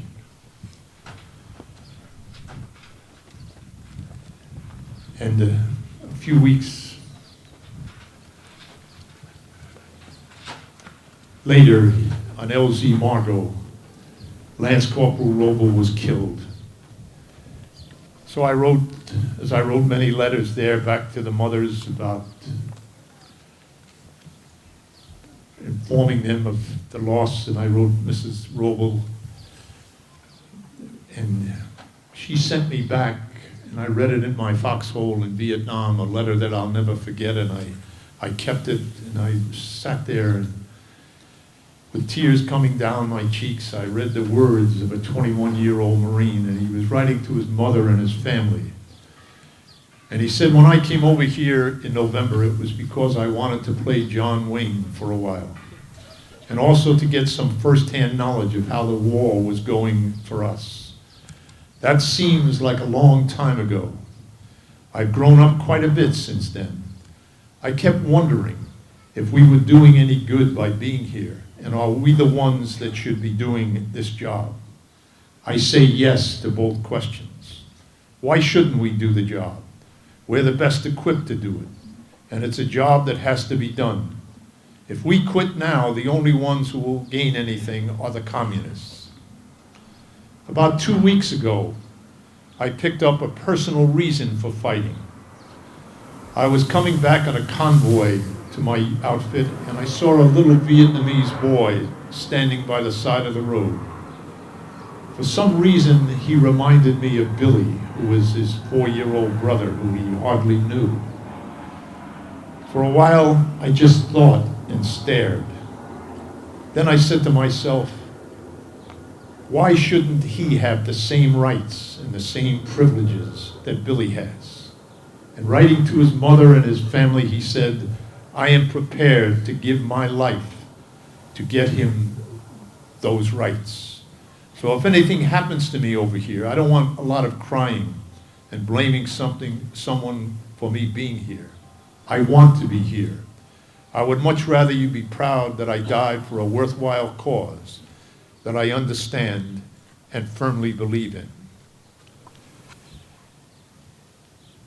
A few weeks after writing that letter home, his mother received a letter from me notifying him of his death. And this whole experience up here in Quincy reminded me that just a few years ago I was at the Marine Basic School at Quantico, and 4 of my lieutenants and a group of other lieutenants from Marine Basic class at great school where all Marine lieutenants start. Marine Basic class 667, they lost 50 lieutenants from that one basic class, 43 in Vietnam. And so on their own, they commissioned a memorial similar to this with the names of their 50 brothers on that monument. So we had the ceremony, and 2 of my former lieutenants escorted a 94-year-old mother up to unveil that monument that they had commissioned with the names of their brothers on it. And I walked up and spoke with that woman for a few minutes, and she said to me, Father, God's let me live this long just for this moment. I remember looking at Mrs. Roble, and she looked up at me and she said, Father, Joe so wanted to be a Marine, and they turned him down 4 times. And I said, well, Mrs. Roble, we're very lucky we took him the 5th time, because he was a great Marine and a brave Marine. Someone mentioned as we stood by that other monument, I stood with my lieutenants from long ago, and one of them behind me just said, any one of our names could be on that wall. And how we all knew that, and how all the veterans here know that. Why? Why them and not us? Any one of our names could be on these memorials. But for some reason, in the mystery of God's providence, our names aren't there. We came home. But we still have work to do. And for us Marines, we still have a great motto, and for all those in the service, the great traditions of duty, honor, country. But we still have a great motto, no matter what our life, where our life takes us, is to be always faithful to what makes this country great, and to be able to stand and speak up for the truth, and to support the young men and women that go into harm's way, so that we can be in places like Quincy, and so children can grow strong and brave and have values. So we do go forward from here, and we vow never, never to forget all that these brave young men have done before us. What a great story, Quincy, Massachusetts. So many years, all the way back to the whole history of our country, people stepping forward to serve. To me, this has been such a remarkable experience. And I just say to you, God bless Quincy, God bless America, and we're going to get this job done. God bless you guys.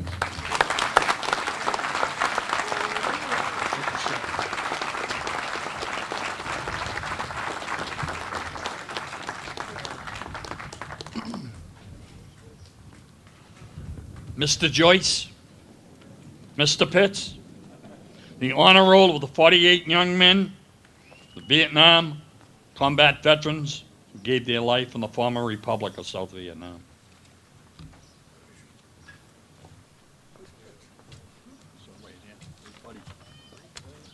Mr. Pitts. Right there. E. Ellen Brudno. David J. Puglisi. George R. Levesque. Thomas Shimonello. James H. Kavicki, Jr. Robert J. Fay. David A. Pitts. James A. Stack. Lawrence E. Siros. James F. Murray. Peter J. Jerry. Gary J. Webb. James M. Barry. Paul V. Grasso. Martin R. Keefe. Ralph W. Caspol. James J. Jenks, Jr. Charles L. Bifocal. Richard S. Davis, Jr. Alfred V. Schofield. James M. Walsh. David G. Meager. David O. Sullivan. Richard C. Asher. Ralph J. Willard. George F. Fell, Jr. Peter J. Landry. Francis J. Butler. Brian P. Ahern. Richard D. Walsh. James C. Daigle. Richard D. Slack, Jr. Basil L. Cirillo. James P. Hickey. John H. Morgan. Joseph M. Pignato. Leo F. Grady. John P. Coughlin. Richard J. Vasconcellos. Warren C. Devamond. Lawrence A. Grenham. George W. Underwood. Raymond J. West. George A. Nash. James E. Cassell. Christopher C. Donahue. Gerald R. Peterson. And John W. Granahan. Salute the flag.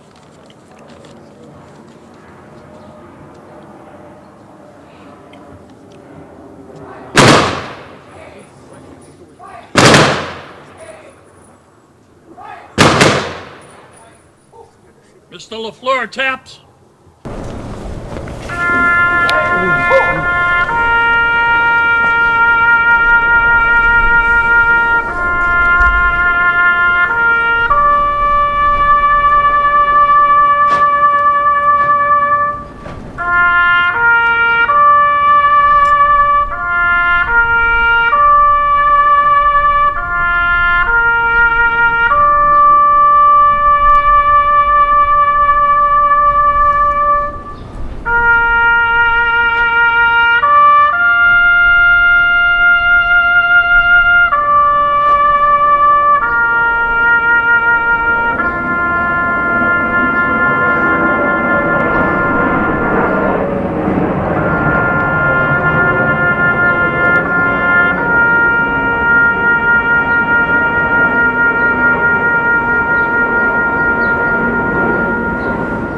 Mr. Belinda, would you please place the wreath?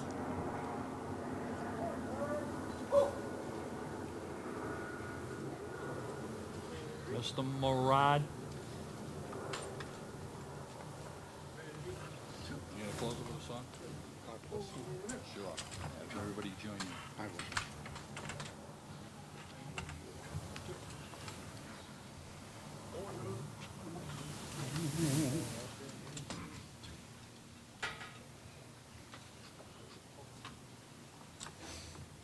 Mr. Murad is going to sing God Bless America, and he would like everyone to join him, please, loud and clear. God bless America, land that I love. Stand beside her and guide her through the night with a light from above. From the mountains to the prairies, to the oceans, white with foam. God bless America, my home, sweet home. God bless America, my home, sweet home.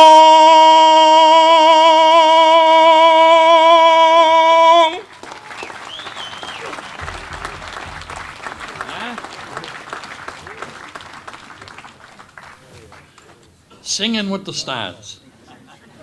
Reverend Swanson, my good friend. Benediction, sir. Hear the Shema. Hear, O Israel, the Lord thy God, the Lord thy God, the Lord thy God is one.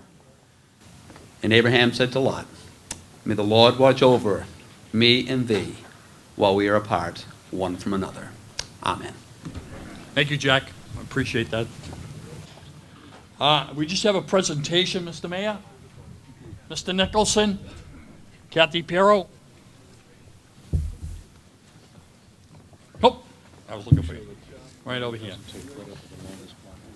Right over here and talk. It's all yours. Oh, no. We're going to present it to the mayor and to Mr. Nicholson.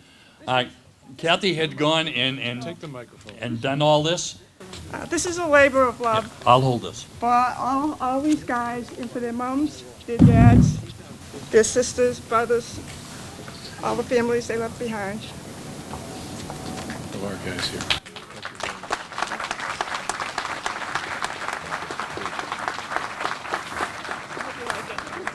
A lot of work. A lot of work was put into that. Kathy, turn around so they can see it, huh? It's getting heavy. This will be in the office of Ed Services. So.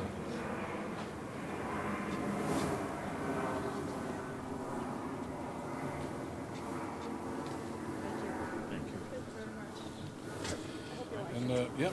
All right. Well done. So I got one thing that everybody understands that Larry is not taking credit for this year, and that's probably the longest flyover we've ever had at one of these ceremonies.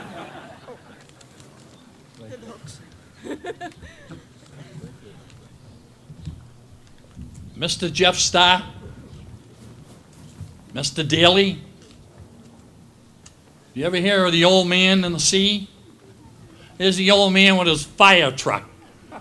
Mike Granahan, the oldest firefighter in the city of Quincy. Love you, brother. Ladies and gentlemen, we will be here next year. That's 2016, on the last Thursday of April. Mr. Brudno, if there's 5 Thursdays, it's the last Thursday. Diablo? Okay, one and all, thank you very much. We appreciate it, and I hope you enjoyed the ceremony.